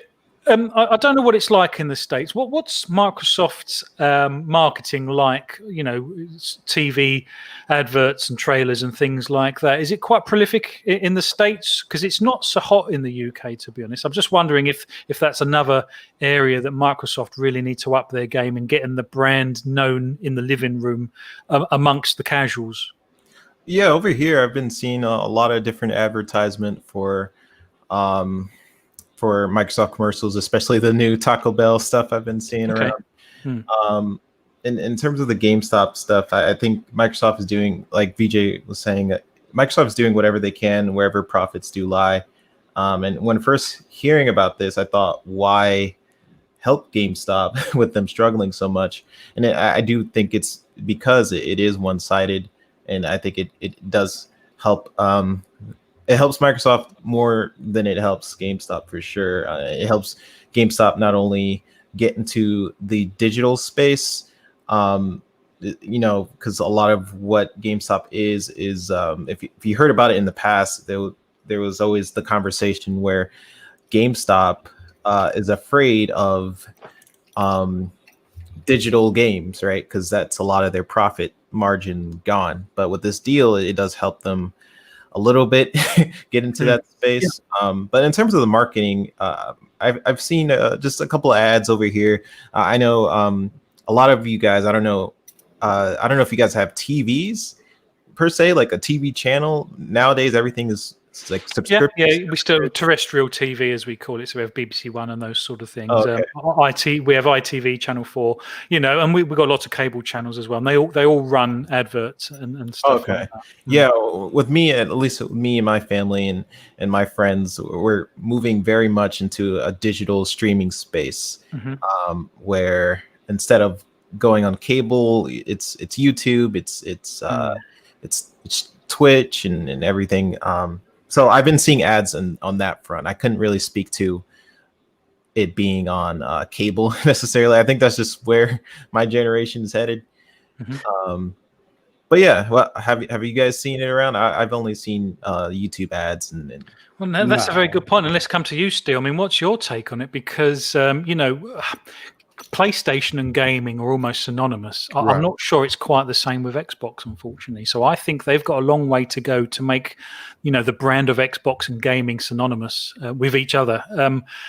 How do they do that? Do they need a huge marketing campaign? Because, as fantastic as Game Pass is, how many people know about it? And again, it comes to the question, although 15 million subscribers is a fantastic number, why isn't it the full 60 if that's how many Xboxes they've sold? Right. And just to touch on the GameStop thing, I think that the biggest play that Microsoft was looking at for GameStop was just more so the word of mouth aspect. You get people to come in your store, they tell you about the employees, hopefully, because let's be honest, as of right now, a lot of the GameStops, at least in my area, and I know in most areas, if we're going to be completely honest, don't sell or don't advertise for all the product that they have in the store very well. You get your biased people that they get in there, or as I've heard a lot of people say, and I can relate to it because it's like that here in Florida too, where it's like it's always constantly Sony pushing. It's like somebody's always pushing for a PlayStation or whatever the case. But I think the biggest play that this whole GameStop thing is for word of mouth, because it only takes one person to go and tell 10 more people, and then those 10 people to tell 100 more people, and then so on and so forth. And that could be an effective strategy for their marketing. I do believe that Microsoft does need to become more synonymous with gaming. If you want to use the example with Jeff Keighley, and he had the people he had on their show, you had people that straight up said, I mean, Xbox is great. I use it to watch Netflix and Hulu. Like, what? Exactly. So when you have people, and there's a lot of people who think like that, that's what Xbox is good for. It's an entertainment box. It's the new cable box. And to be completely honest, it's a lot more than that. And it always has been more than that. And the problem before, again, like a lot of people say, it's the games. Now that's not the problem. There's plenty of games now. And there's a service to back it up. And I feel like the move for GameStop wasn't necessarily for GameStop, like a lot of other people are saying, and I agree with everything that the panel is also saying along those same lines. It's for Microsoft, so that they can push out that product. Again, I honestly feel like, and it's the only thing that really makes the most sense to me, it's for a word of mouth play, because once that one person sees the changes that are happening within GameStop, whether they actually do start interlacing other changes, whether they make it more of like a community hub where you people get together, more like I don't know if you guys have it on that side, but it's like a Books A Million or like a bookstore where you get in, everybody gets in, they look at it, you're looking at different books. You might happen to walk into somebody that is looking at the same kind of books, and then boom, you have conversation. Whereas in a game store, you're having so many more people that are into the same thing that you're into, so it opens up a lot of conversation, and it opens up a lot more potential for marketing, or would not the case be. So I mean, honestly, that's kind of my thoughts on it. I do believe that Microsoft does need to step up their marketing as far as everything goes. I haven't seen much on TV regarding Microsoft or whatever the case might be. I always see a lot of Sony. I always see a lot of Nintendo. And like 3-Bit was saying, maybe it is because of our generation. But I mean, we're more of everything has become so subscription based. What's the point of having cable? But even now, even with the subscription services, you don't see advertising from Microsoft like that very often. Or if you do, it's Office or it's something Windows related or whatever else the case might be. It's not really gaming. So they do definitely need to work on that, and that's been one of my gripes with Microsoft for a long time, is that there's just not enough people who say that Microsoft and gaming is hand in hand, which now hopefully they do with people's favorite companies being bought, like with the ZeniMax deal, and let's see who else they hop into. But I think the tide is changing, and we can only sit back, eat some popcorn, and enjoy what might happen. So yeah, I certainly think it's a gap in their strategy, and has been for a very long time. Actually, certainly all of this generation. Right. It's been a bit frustrating to see, and there's lots of Sony stuff everywhere. And like I say, Sony's synonymous with gaming. It just is. And Microsoft they've got to break the back of that somehow. And they've got the games, they've got the box, they've got the services, and they still seem to be struggling at the moment. But perhaps again, Project Scarlet, as we said all along, was Phil Spencer's plan for this entire generation, and perhaps that's just another aspect of that they're gonna start to turn around. I mean, a little bit like VJ said in the past, if they don't have the consoles that they can actually sell you at this moment in time, there's probably no point spending tens of millions on a marketing campaign if the consoles aren't there to actually sell to people physically just yet. But perhaps a little bit nearer holiday season, when there are some more stocks coming in, and perhaps next year we might start to see a little bit more of that, I guess. Where are we on the chat, Pux? A lot of people actually are really strongly agreeing with what Steele was saying, actually, with the Xbox becoming a box with a load of services and not good for games. So a lot of people commenting good there. I do actually want to quickly come back to a question that 3-Bit pointed me out to earlier that I missed in the chat. So this comes from Tuku and Gula again. So they say, random question: would Sony/Nintendo ever consider including Game Pass in their ecosystems as opposed to them investing in service infrastructure? This has been a talking point recently from Xbox, hasn't it? Yeah, I think Microsoft certainly would. Why wouldn't they? It's No. This is Sony or Nintendo considering that, because I think Xbox's stance recently from Phil Spencer, if I remember correctly, was for Xbox games to come to other platforms that they'd have to include the Xbox ecosystem in some description or in full. Do you remember hearing this? That's what I'm saying. So it would be in Microsoft's favor to do that, wouldn't it? But it wouldn't necessarily be in PlayStation's or Nintendo's favor to do that, would it? Yeah, Sony wouldn't do it. Yeah. I definitely don't see Nintendo doing that either, if I'm perfectly honest. I think they've got their own kind of nice little ecosystem they've got going on. I don't think they'd want to. I mean, but to be honest, though, if I could I don't mean to interrupt, but yeah, no, go. But just to be honest, Nintendo wouldn't lose anything from it, though. It would do nothing but benefit Nintendo and actually increase their sales even more. Give them more of an, hey, let's put a Switch out. Let's put a Switch Pro out, because now, not only because the reason I say that it opens it up for them, because their Nintendo products are going to sell regardless. Mario's going to sell. It's going to sell regardless. Whatever Nintendo puts out is going to sell. It's guaranteed. If you put Xbox, if you put Game Pass onto that Switch, it's just another handheld device that opens up the variety of games that you could play. Whereas, like, the only reason I don't see Sony doing it is because Microsoft and Sony already put out similar games. So they would just be a loss for a loss. Whereas with Nintendo, you're not hurting them. None of their games are on our typical console. They're not on a PlayStation. They're not on a PC, and they're not on Xbox at all. So just adding on Game Pass to the service would just help them sell more consoles. That's an interesting point, and they say the enemy of my enemy is my friend, and even if Microsoft wasn't to necessarily, although they would make money out of it, and like you say, I think Nintendo would possibly sell more consoles out of it. The fact is that it would be damaging to Sony, which would probably benefit both of them to a certain degree. Exactly. But on the Nintendo front, I mean, I agree with what you're saying. It definitely would increase the sales, but at the same time, I think Nintendo they sell themselves to be more family friendly than the other platforms, right? So I think that's going to be the biggest gripe there, because Nintendo won't be able to control the type of content on Game Pass, because that would be the Microsoft kind of own thing as this add-on, right? And I don't think Nintendo would want to have children potentially exposed to the content that they themselves don't believe in. Well, obviously, they don't believe it because they obviously No, hang on. We got Doom 2016 on the Switch. that's a good I mean, point. I mean, with parental controls getting better and everything, because that's another thing I know that Xbox has been paying attention to is parental controls. And me being a father myself, it is something that has to be paid attention to. But again, even on the Switch, there's games that far and few between that have some older content in it. You know what I mean? So it's more so we got to pay attention to to all fronts.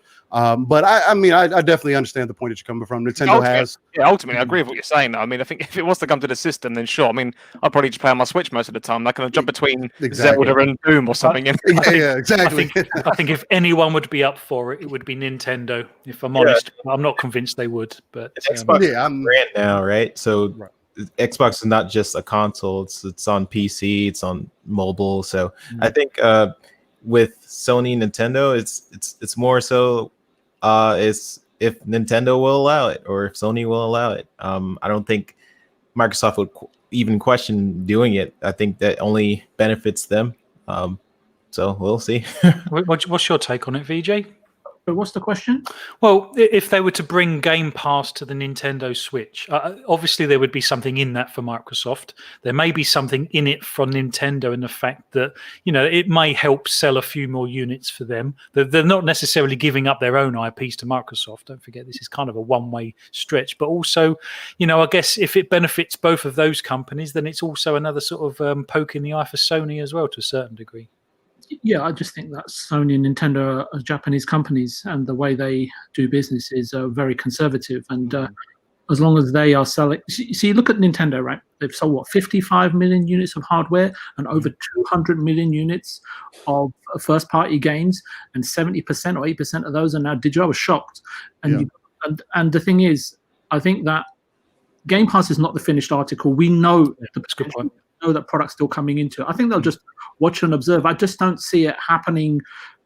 I just don't see it happening, to be quite honest with you. You don't think it would be an advantage for Nintendo to have Game Pass on their service? No, because if you look at it right now, right, Xbox is a book. We're only on chapter 1 right now. Good point. Chapters in it. And I think that you want to at least get through to the middle, right, to figure out, who shot the butler or whatever it is, right? That's a good point, and there is no rush for this because if that deal's on the table today, it will be on the table tomorrow as well. Yeah, exactly. Yeah. So, right, they've got 4 or 5 first-party titles, and I did a quick calculation. Their corporate objectives got to be sold 50 million of those, and 80% through over the next 12, 15 months, right, until end of next year. And I calculated roughly how much revenue and income that would bring. And again, a Game Pass will generate more direct cash revenues than 50 or 60 million first party units of the next 4 or 5 PlayStation titles. That's why I'm still kind of, unless I'm missing something, and honestly I haven't done the research in there, so please forgive me. I might sound like a complete idiot in 2 weeks' time when someone comes up and so totally spanks me, but I just can't kind of fathom where Jim is coming from. Honest with you, and it seems like he's just being stubborn for stubborn's sake. I can't quite. It's not him. You have to understand it's a Japanese company. Man for Sony, and I can guarantee you that everything that is happening is that Japan. I mean, I know most of the guys on this panel are in English and probably in the chat, but you understand cricket term of playing a straight bat. That's all he's doing.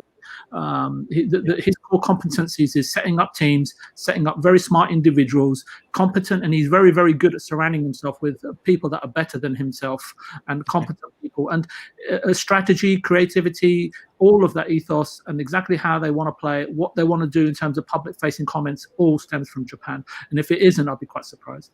Okay, let's play a very quick game, and this is for you as well, chat. A very simple game. Yes, no answers. We're just going to quickly do a quick round. Are we going to see Starfield, by the end of next year? Let's go to you. Let's go reverse order 3-bit. Are we going to see Starfield by then? Because, historically, they hang on to their titles until they're nearly ready and release them in fairly quick succession. Do you think? Can you just clarify that question? Do you mean will it be released or will we see something? Released. Oh, release. Yes. Yes, Fugly says no. Still Rain? I'm going to say yes. I'm going to say yes. Okay. Parksy says no. VJ, what do you think? I think not in its entirety. I think something will be missing. Okay. It's interesting. It's a single player game as far as I'm aware. I mean, we don't know that much about it. Yeah, that'll be interesting. Pucks, what do you think? I think it'll be next year. Oh, Sorry, 2022. I mean, yeah, no, I don't think. I think it is coming now. I think we'll have it for holiday. I agree with Pong Sol. I think it'll be Q4 next year. Malesko says no, and that's what I was thinking. That's why I wanted to say the beginning of 2022, but I'm really leaning towards the end of 2021. Yeah. I just, from what I'm seeing, the game has been in development for at least 5 years. Yeah. So, and they've got a track record of not showing anything off until it's practically ready. right. But that'll be interesting. Yeah, we've got quite a wide range of answers there. It wasn't all one way or the other. Okay, let's do another one. Another quick one. Again, for you in the chat as well. What month are we going to see Halo next year? So let's go again. Let's go around the other way around. Let's do Puxley this time. oh god, I think at the latest it'll be a holiday title. Really? You think it will be that far out potentially? Possibly, yeah. I think they might put a lot more effort into it now than they already have done. I should add. Okay, chat. Okay, so tell us when we're going to see Halo next year. Give us a month. VJ, what do you think? I think that the question should be different. What state will Halo release in? Well, it's going to have to. Yeah, but it's going to have to release in a state that A is better than obviously the July showcase, and hopefully they've learned their lessons from that. But B, that they feel confident that it will sell and obviously not do them sort of damage. I think I should have caveated my answer with the fact that I think it will be a safe game like Gears 5 or even Halo 5 before it. But in terms of it being bold, brave, bold, and brazen, I just don't know. I just don't think it will be what we want it to be as fans if it releases. Wasn't there a rumor, Phlapp, just recently or something in the it's going to be that the multiplayer will be released separately? Now, you know what? We discussed this. I raised that question before it was even a question, I believe. Yeah. After the July showcase, I said, "Do you think we could possibly see that?" And then not long after I'd said that, Microsoft is saying, "No, it's going to be one release." And then this rumor seems to have come up again. So that's a good point. Corporate-facing comments and Phlapp. Just for that, I'm on my knees while I'm doing this podcast. Well, the thing is, the multiplayer side of it is looks like it's free to play, and it's going to be slightly different from what we're used to, obviously, with multiplayer. So, although it would be a very, very nice to have for it to all release in one package, there isn't no necessity for that. So, perhaps if the single player is a little bit further out than the multiplayer, then get that out first, I guess. But what did we get up to? Steel Rain? What do you think? What month? I am personally hoping that they wait until November, just because I think it would be better for them. Yeah, for the anniversary, I think that would hit all the high notes that they would need to hit. Again, we're seeing June, but again, I do feel like, as much as I'm kind of a stickler, because I would rather them not release half a game and then release the other half later. I'd rather it come as a whole game, because to me. But yeah, still. No, you could go ahead. I'll be honest with you. Look, I only look back as far as The Last of Us. I was disappointed it didn't come in multiplayer. And I hope they don't charge us. But if both parts can come out and they focus on one part and make that really good and deliver it, and then they give us a time frame when we can get the second part, I wouldn't be mad at that. No, I wouldn't be mad either. As long as it's not, I'd rather it be the latter. I'd rather it be the story, the campaign that's going to come later, and then the multiplayer first. Because again, they already stated that the multiplayer was going to be a free-to-play option. And the best way to work out all the bugs, to work out any issues, to work out whatever you need to work out in between the time you release that multiplayer up to the actual release of the game, will give you plenty of time to make sure that it's running fine on all consoles, that it's hitting on all cylinders, that there's no big issues, and that overall it's just not trash, and that people don't have another debacle like they've had with the Halo 4 and 5. Oh, this one has good multiplayer, but this one has bad campaign. Let's not have that again. We want something. We want an experience that's going to be the best of both worlds. And honestly, if I had to choose, I would rather them release the multiplayer sooner than later, just so we can get the bugs worked out, and then release me a full-on campaign. Because let's be honest, Halo's campaign is what's going to draw a lot of people back into Halo. And that has to be a quadruple A, has to be of quadruple A quality, especially at this point. No, I completely agree. And to be honest, if they was to release it when there's obviously a hell of a lot more consoles out there to buy, because at this moment in time, if they were releasing Halo with the launch of the Series X, well, they've sold out of those already. So they're almost wasting a little bit of sort of the marketing and hype that goes with that. Because if they can release it when there's a plenty of those consoles around that they can sell, then they're going to absolutely maximize that. Perhaps the strange thing is the chat has been all over the place with regards when and how it should release. It's a really open and wide open topic, isn't it? 3-Bit, what do you think? Give us a month. I think it's coming out a lot sooner than we think. Okay. However, I want them to, like sort of what Steele was saying, I want them to sort of release it in November just to get some things cooking in terms of the development. But yeah, I do think it's coming a lot sooner than we think. Only time will tell, but here's the thing. In terms of it being separated from the multiplayer and single player, I'm a huge Halo fan. It's one of the reasons why I got into the animation industry to begin with. Okay. So for me, it's like as a fan, I want the complete package.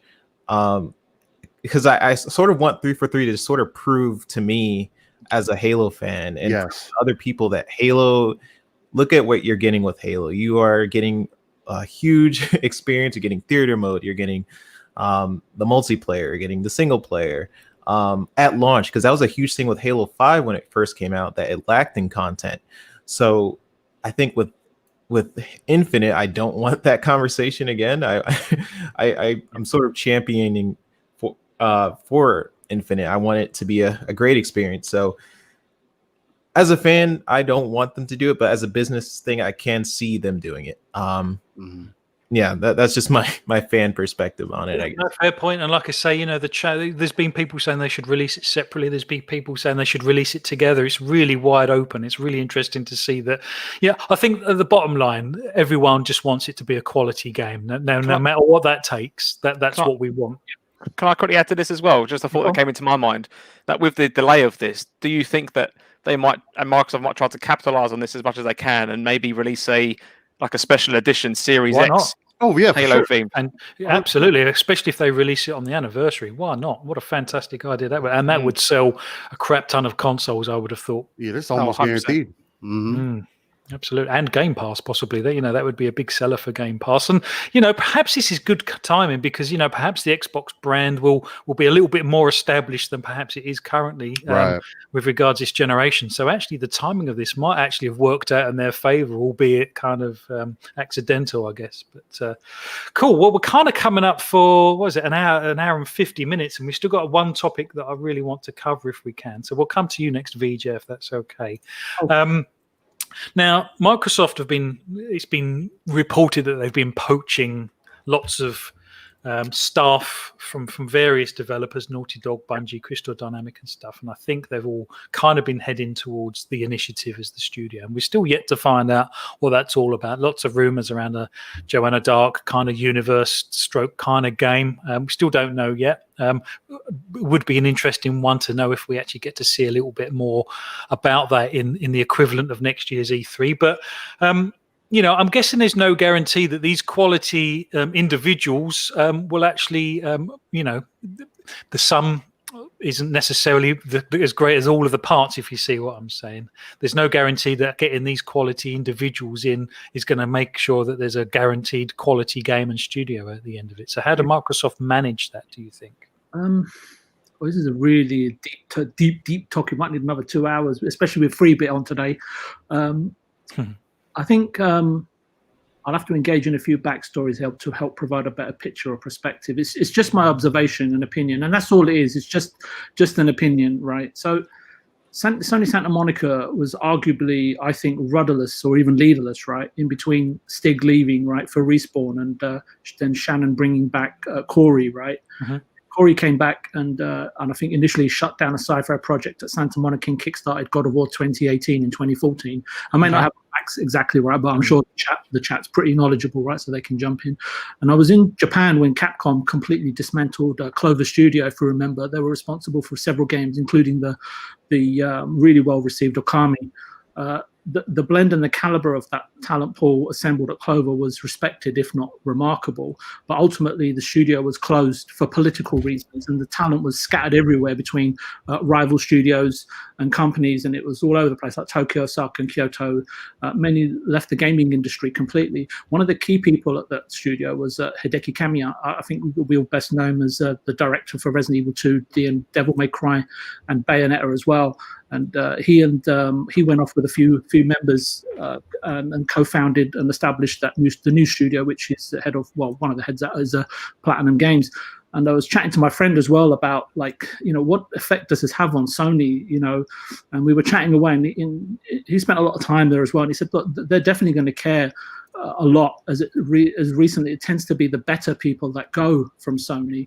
Sony is one of those places, and even from my time in the industry, that doesn't really pay the best remunerations, but they try to retain good staff for a long period of time. However, compensation, as I said, is not at the top end of the scale, but success is rewarded with hefty bonuses and performance in the content ultimately.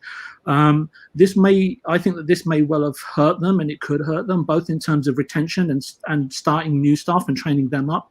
This may disrupt Sony's business, I think, as well, and the dependence of their business and their ability sort of to attract and sort of retain talented employees.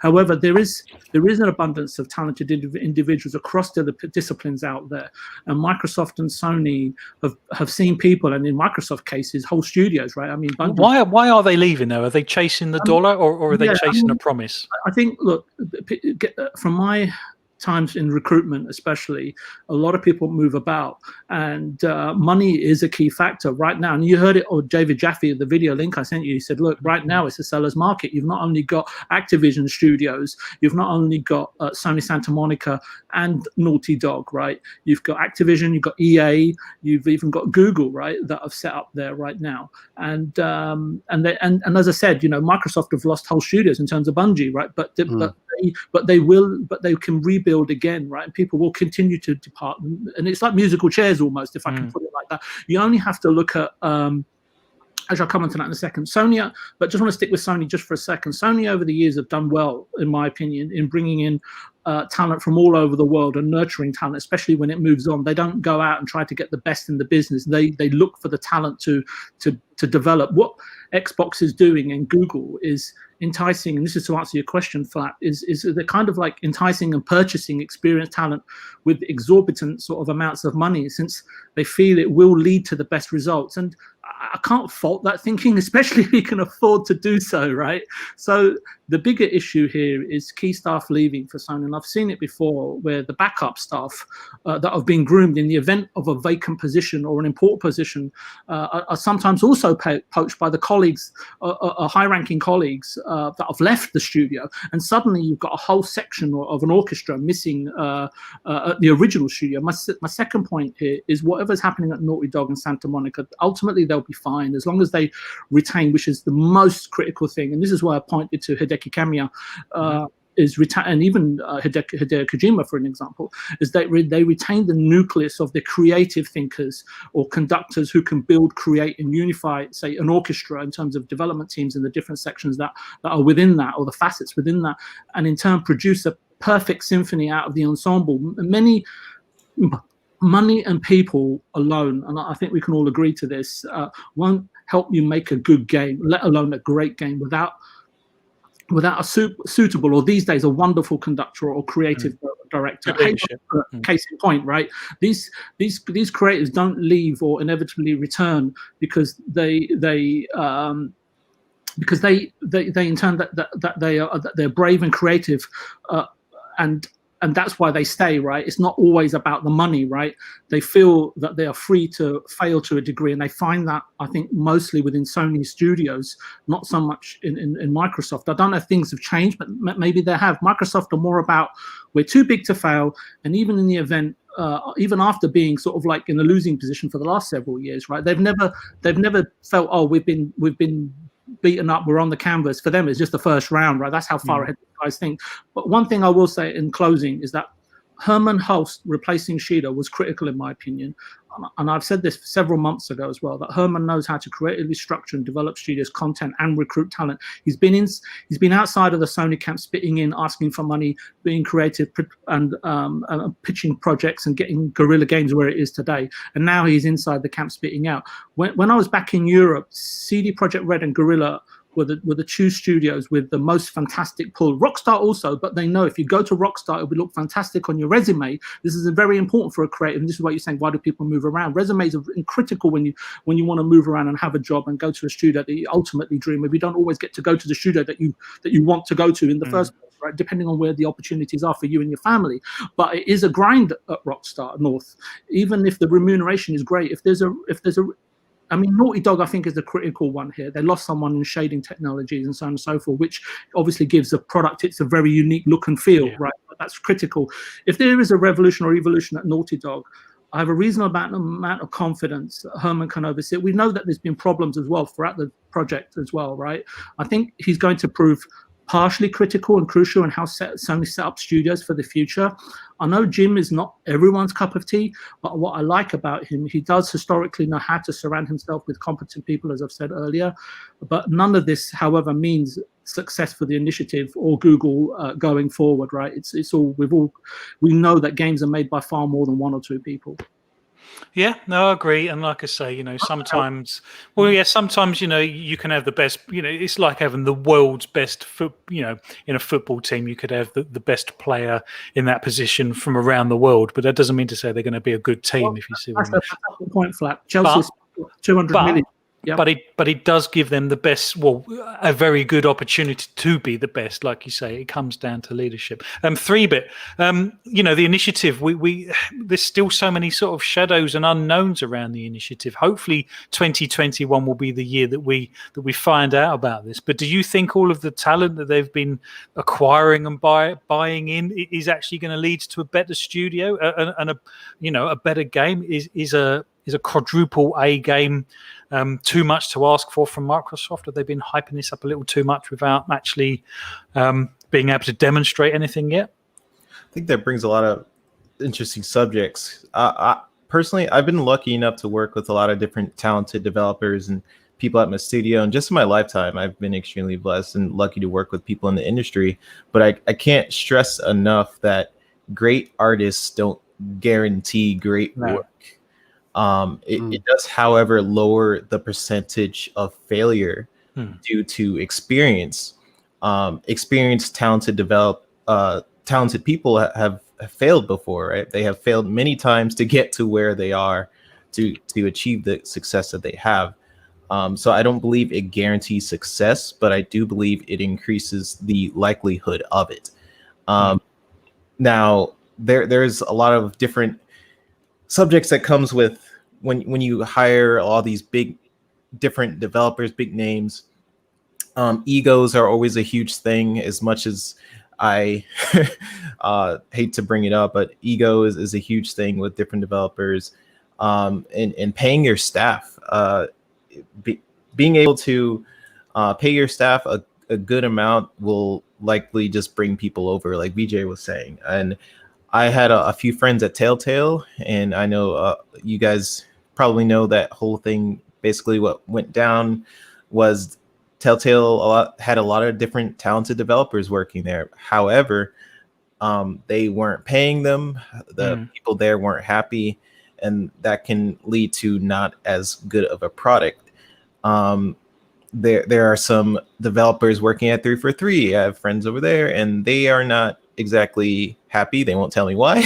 Okay, that's interesting. What 343's had a rocky sort of. I mean, surmise why. I mean, I don't think that's difficult to surmise. I mean, yeah, you can like sort of summarize what's going on over there based on different reports, for sure. But at the end of the day, I think it really comes down to the making the people happy with the studio environment, with the terms of pay, and also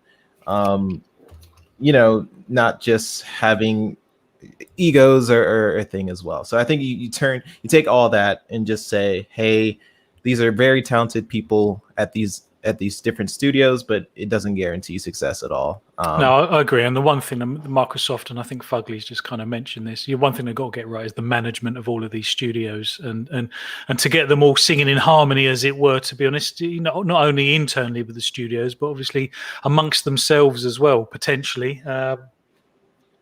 Very interesting point, actually, VJ, and perhaps we should have brought this up as a topic in its own right, to be honest, because like you say, it is quite a big topic, and it's great having you on as well. If you want. Say again? Load more to talk about if you want. Let's pencil this one in the diary, shall we? Steel Rain Initiative. There's been so much hype around this. They absolutely have to deliver, don't they? Are Microsoft in danger of overhyping something that they perhaps might struggle to deliver? Yeah, I mean, I completely believe. I completely believe in that. Again, it just kind of goes back to Microsoft tends to hype things up and then not have the have the backbone for it to really sit on, or have the groundwork for it to really sit on, and that could be a potentially a future problem. But if we want to use the example like for 343, it does make things very questionable, because again, when you take a quadruple A game, which is Halo, and you spend all this money on it, it's been in development for all this time, and then just I mean, I hate to harp on it, but when you show something the way that they did and it gets the flack that they did, and then when you do your little bit of research and you see that the management problems, you see that there's just other issues that are going on, it kind of makes you it really makes you double guess of what could potentially happen. Like them getting all the extra developers and extra teams and getting more people on staff is great and everything. But like everybody else said, it's nothing if you don't have good management. It's nothing if nobody's really paying attention to you. Which is why I kind of understand why people say, "Oh, Microsoft gets all these people in, and then they say, oh, you do what you want." And you have to walk that fine line. It's great that they're allowing these teams to work on whatever they want to work on, let them go in the creative direction that they want to go in. But at the same time, you have to keep the reins in check and make sure that they're delivering a solid product, delivering a good product, and that you're just not throwing money around just because you have money to throw around. And I mean, honestly, and that's pretty much all I have to say on that. No, fair enough. And Tuku Nagula come up with a very good point. Actually, I think one of the reasons Microsoft purchasing studios, there won't be as much pressure on the current Microsoft studios. It does kind of buy you an insurance policy almost, doesn't it? Exactly. Puxley, what's your take? What specifically about what I think about these developers moving to the initiative? Well, yeah.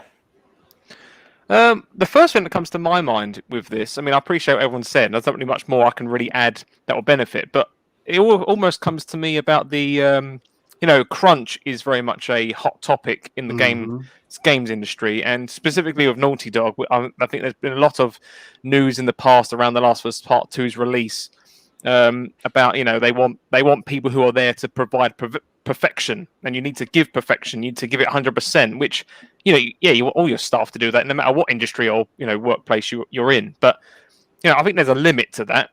And I think that is a big problem, which I think a lot of management don't help with either.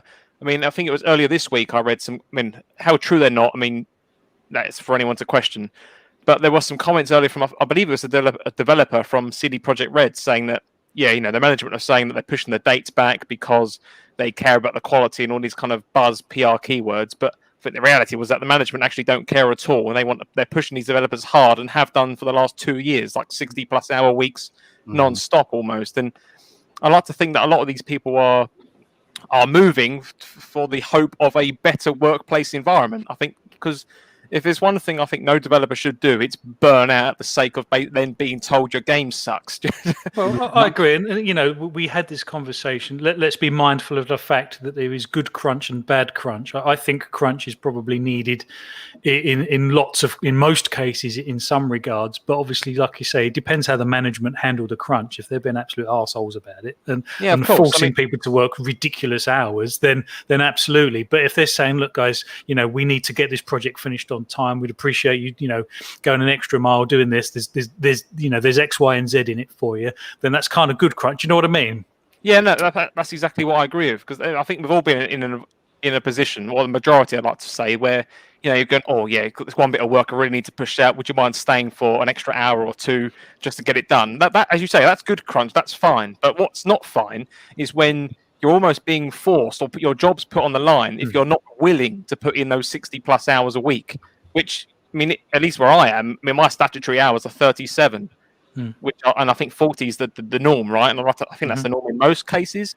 Obviously, I can't speak for other countries, but if you're being then, if put that as a standard, if your 40 hours is your basic, and that's all of that is expected of you, no matter how much effort and energy you want to put into it, you're allowed to do your 40 hours a week. You get paid your salary, and then you can actually enjoy your life, outside of your desk. But then if you're being told by management that, oh, I don't believe you've got the passion for this, if you're not willing to basically put your blood, sweat, and tears into it, then I think that's a massive problem. Yeah, no, I agree. 3-bit, have you come across this sort of thing, crunch? All the time. And am I being flippant by saying there's good crunch and bad crunch? No, I think good crunch comes from the developers having passion for the project. And we wouldn't be in the industry if we weren't very passionate about it, I don't think. Does it come down to how the management handle the crunch, though? Yeah, I think that's a big part of it. Because believe it or not, I think from what I've seen, a lot of developers do want to stay extra time. And they do want to work on it extra. And the management might be telling them something different. Now, that's not every case for every developer studio out there. But I do think that's an interesting thing to bring up, right? Where developers are so passionate about the game that they want to stay an extra few hours to finish it. I know that I've done it countless of times, just wanting to make sure it's perfect. And because you've been working on it for so long, there comes a point where you're so attached to the project. But it comes down to leadership as well. I mean, there's an old saying that you don't leave your job, you leave your manager, and that there's a lot of truth in that. Management, that's another thing. Management is a huge thing. Bad management, where let's say you're forced to work on something for so long, it is always a huge thing in the industry, and it really does suck when developers are just, what's the word? Where they feel like they have to work on something or else they'll be fired. Yeah, absolutely. And it'll be lightly suggested, right? Where finger quotes, where, hey, can you work on this scene or can you animate these 3 different characters all in one day?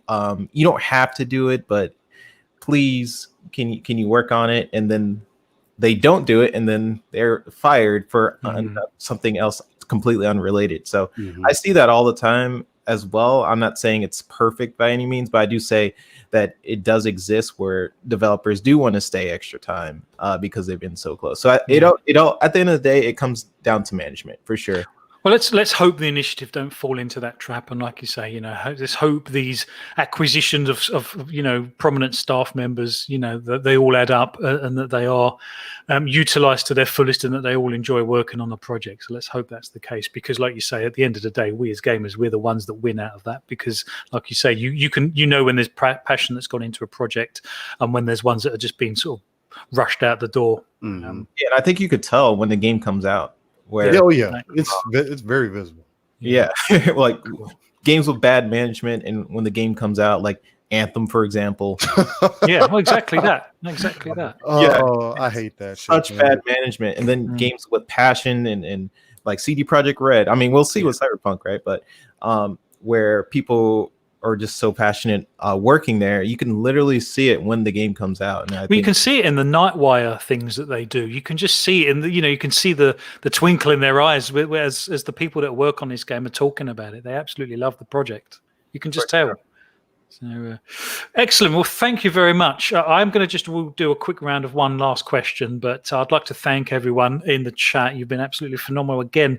We had an awesome chat last week, and it's been just as awesome, if not even better, this week. So I'm really grateful to everyone in the chat. We've had loads of people on. So let's just round this show off. Let's just quickly go around what games. So, we've kind of spoken about 2021 for Microsoft and how great it is going to be. It's going to potentially be. I think it's Microsoft's year to actually prove what their plans are and actually deliver on a lot of the promises and stuff. But looking slightly beyond 2021, what game titles do you think we could realistically see in 2022? Let's go with you first, Steel Rain. What's coming up in 2022, do you think? Man, if we really want to do some skepticism again, that's fine. Yes. The only game that I can really see coming out here soon that I'm actually looking at is potentially Starfield. I know earlier we were saying that we want that to be looking for that to be a 2021 release. But again, more and more I just sit here and ponder about it. I can't see it releasing in 2022. But I think that'll be a heavy hitter, especially for Bethesda, because I feel like they have a lot to prove, even though they've proven themselves before. The last couple of games seem to have kind of fallen off the wagon, and they need something to bring them back on top per se. So. Okay, no, that's fine. Chat, what do you think we're going to start seeing in 2022? Because it's all very well Microsoft having all these projects and studios. We're going to be like VJ said earlier, we're going to need to start seeing the output because, technically Microsoft have no games. It's still a current sort of meme, as it were, at the moment. It's not to say that they don't have the potential for that, but we actually need to start seeing these games. So, chat, what are we going to see in 2022? Is it too soon for Fable? Because that's been in the works for a long time. Let's go to you next, 3-bit. What have we got coming up in 2022? I believe a lot of what we saw at the showcase, sadly, it will be 2022. That's fine. Fable. Yeah, I think Fable is going to be 2022. Maybe, yeah, Starfield is the only thing I could think of that besides Halo Infinite that's coming 2021, and I think Avowed, Fable, Elder Scrolls, those are all. Well, you say that. I mean, hopefully we've got. Well, actually, no. I was just going to say perhaps we've got Forza, but perhaps we haven't because that's a lot further out than a lot of us were expecting. Yeah, actually, wasn't Forza, it? They're rebuilding some of the engine stuff, so that's why I think that's further out too. So maybe the chat's saying Hellblade. I think. Maybe, I hope so. Yeah, I hope so. Yeah, I hope so. Okay, VJ, any predictions for 2022? This is I'm not an expert, and the chat, and maybe it might be another topic completely, but I don't think Starfield and sorry. No, you're good. My fault. Go ahead. Sorry, I would expect Starfield and Fable since they're using proprietary tech engines. This is what I'm led to understand. Majority of Microsoft studios seem to be using Unreal, so it depends. And I think Phil has already alluded to this, and he got a lot of flack for it, saying next gen games are 2 years away. But I think he's absolutely correct, because it depends on the studios. If they're all working on Unreal Engine 4.25 and are waiting to shift their code base over to UE5 at some point next year, and I think the engine's available like sometime in the middle of next year, then the full release is at the end of next year. Okay. So how much time do the studios need to get their game ready for release at that point? I know Epic have said transferring the code base from UE4 to UE5 is straightforward, but let's be honest, right? It's not as simple as that. Even nothing, especially when it comes to game engines, nothing really works as advertised, especially when it comes to video game engines, I should say. And Unreal engines are always heavily customized by developers. So given all of that, I'm really interested to see how this all pans out. But otherwise, I think, I just saw Spider-Man Miles Morales, just to finish up, sorry for that. And I was looking at some of the gameplay on the Game Informer website, and it was pretty much as we were discussing with Michael, an ex-gamer, when I asked him the question. I said, look, it seems to me that everything right now is kind of using like the baseline PS4 or baseline Xbox engines, just with, souped up add-ons, right, for now, until they get time to tear down their engines completely and rebuild aspects of it to really deliver next gen in terms of the demo that we saw for Unreal's UE5. So Phil was right, and I think we have to be patient. And so I think that if we can get Starfield and Fable, and if we see proof of concept or visuals and more decent trailers with gameplay next year, I'll be very happy. Especially, I think 2022 is going to be far bigger than 21, and that's my take on it. Whether I'm right, you know what, you made a point that I meant to mention at the top of the show, is that although this is kind of entitled 2021 is going to be Microsoft's best year to date, I actually think 2022 and 2023 respectively are going to be that much better than 2021, to be honest. And for everybody, I think for all platform holders, absolutely, we're all in the same boat, and that's why we're seeing what we're seeing. And the best games that I've seen so far is Ratchet and Clank, and the other one that kind of piqued my interest in it, I've never played one of those before, was Sackboy, which Puxley at the beginning. I don't know why it caught when I saw it in the UI demo, I thought, you know what, I actually want to try this. I was never. I owned a couple of the Little Big Planets, and they never kind of lived up to the promise that I had in my own head, in all honesty. But the Sackboy Adventure seems to be a little bit more of a platformer, sort of pure platformer, and I actually quite like to look at that myself as well, to a certain degree, to be honest. So, Puxley, 2022. What are we seeing in 2022?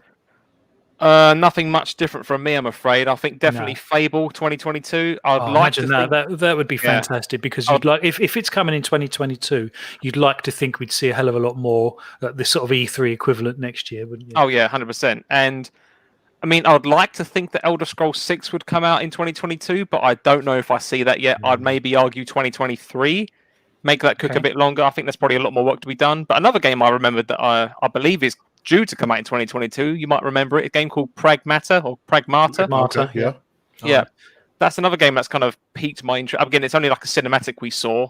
For those who might not remember, it's like a New York setting.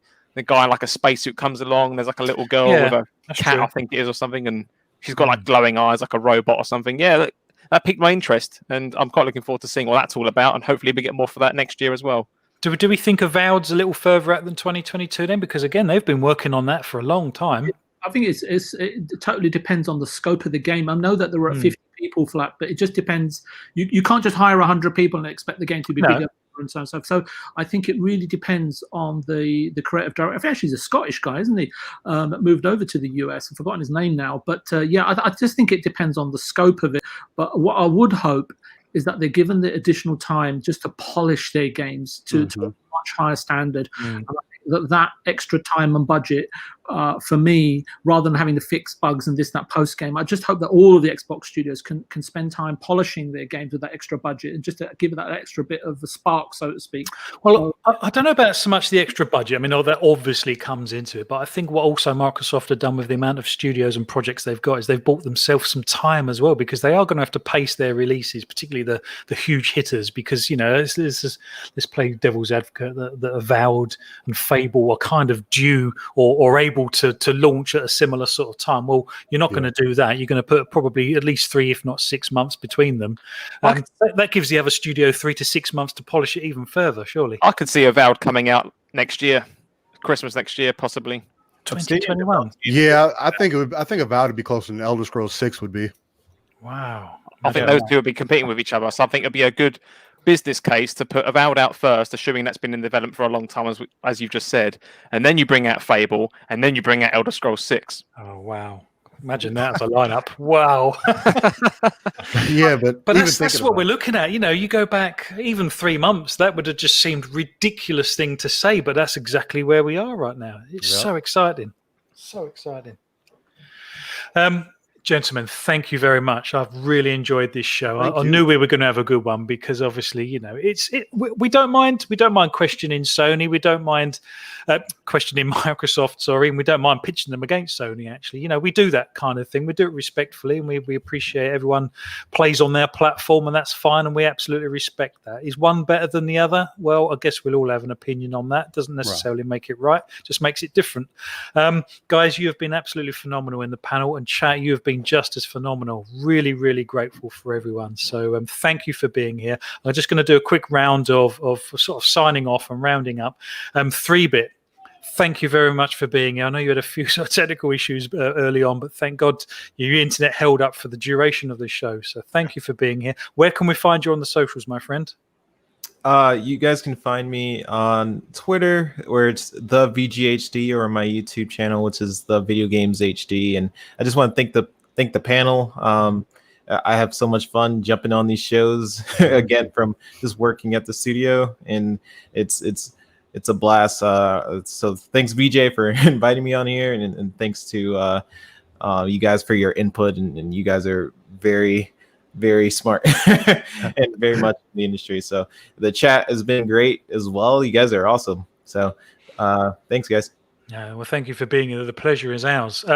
Steel Rain, thank you for bringing the hype rain. Hey, man, it is of no problem. I want to thank you again, Phlapp and Puxley. I enjoy what you guys do. I want to thank you for allowing the rain to be welcomed into your guys' kingdom. I'm glad I was able to bring some energy in. You guys can find me everywhere, any social platform that you could think of. It's I Steel Rain. The T is a 7 in steel. Other than that, man, we do a podcast. I do a podcast with my brother every Sunday, the Lucrative Podcast, where we basically just get together, talk all things gaming, lifestyle, and just some tech news too. We just like to get together and just give out content in a live, raw, and uncut fashion, and just put some soul back into the community, because I feel like that's a lot of it. That's what it's missing. But other than that, man, I really enjoyed tonight, VJ. Glad I was able to sit in with you, man. I enjoy your perspectives all the time. I know you might feel like you go on tangents sometimes, but man, I'm here to tell you that every tangent that you go down is information that the community needs to know. Every thought that you have, man, is information that the community needs to know. You always come from an excellent perspective, man. In 3-bit, again, I got put on to you from Boom's podcast, man, and you put out some excellent information too. Being in the field, it's always great to hear from people that are in that field and doing what they passion. Excuse Bixby for trying to get part of the conversation also. But other than that, I greatly appreciate y'all. And other than that, that's it, man. I appreciate it. Awesome. Well, thank you for being here. It's been an absolute pleasure. We definitely need you back on the show, both of you. Anytime. VJ, thank you. Yes, you do. You are quite apologetic sometimes when you go down a rabbit warren, but I like that, because that's the unscripted, unplanned bits, and we get to talk about bits that that matter to us as gamers. Because exactly, if it didn't matter to us, we wouldn't be talking about it. So I'm absolutely grateful, my friend. So thank you for being here. Where can we find you on the socials? Oh, you can contact my PR agent. Thank you for the kind words, Steel Rain. Yeah, I am actually quite self-conscious about going on and on and on. And when everything goes quiet, sometimes I think I've either been cut off or. No, it's because people are listening. Yeah, I apologise to you also, Phlapp, if I go on a bit. And you've just done it. You can't help it. That's what I love. Yeah, I don't know. Steel Rain seems like a seasoned professional at this thing, right? At podcast. Yeah, I wish. But I'm so glad we managed to get 3-bit on as well, because I've only sat with him a few times on Boom Show, but I just thought he's got a really cool, unique voice, and just a very sort of calming and soothing and placating viewpoint, which it helps me, because it's kind of sometimes the opposite, but it helps me to bounce off of him as well.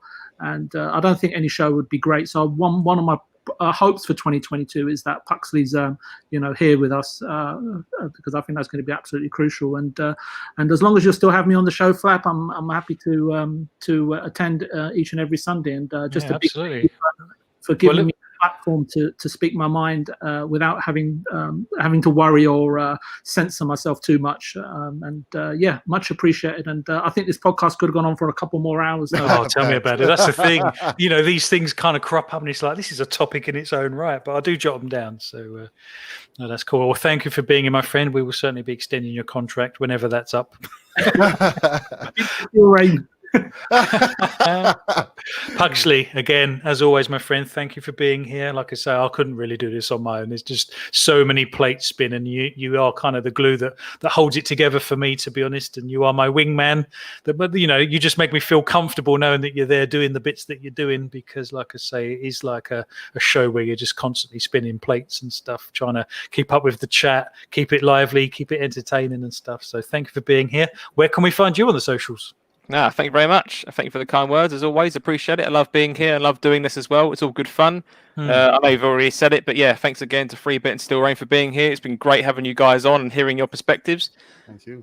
Before I do say where you can find me, I say this every week now, but I think it's important because I think we might have some new viewers in. So if you are interested in keeping a part of the GPG community outside of these live shows, we have an Xbox Club, which you can find on console and on PC through the Console Companion app. Just search for Green Pass Gaming and you should see our community there. And as this grows, this is something that we'd like to expand upon, to do tournaments and other chats and getting together and playing games, whatever else. You can also now find us on Facebook as well if you choose or do not like wanting to use Twitter. That's simply Green Pass Gaming as well. And of course, you can find us on Twitter directly at Green Pass Gaming. And as for myself, you can find me on Twitter at PuxleyAR or on Xbox as just Puxley. Excellent. Thank you very much. Yes, we're also on Instagram and we're on pretty much every podcasting stream that there is. So we do get quite a few requests. I know, are you on podcasts? Because I think people listen to it when they're at work and stuff, and they don't necessarily want their phone playing the YouTube video the whole time, draining their battery. So yeah, we're on pretty much all social media and stuff. So thank you very much, everyone that's still with us. Thank you for being in the chat. It's been an absolutely fantastic show. The chat really do make the show. I am Phlapp. You can find me at Phlapp2 on Twitter, and again, like Puxley says, we're on Facebook, Green Pass Gaming. Absolutely fantastic time. Really excited for next week's show as well. So thanks for being here, everyone, and we'll see you next week.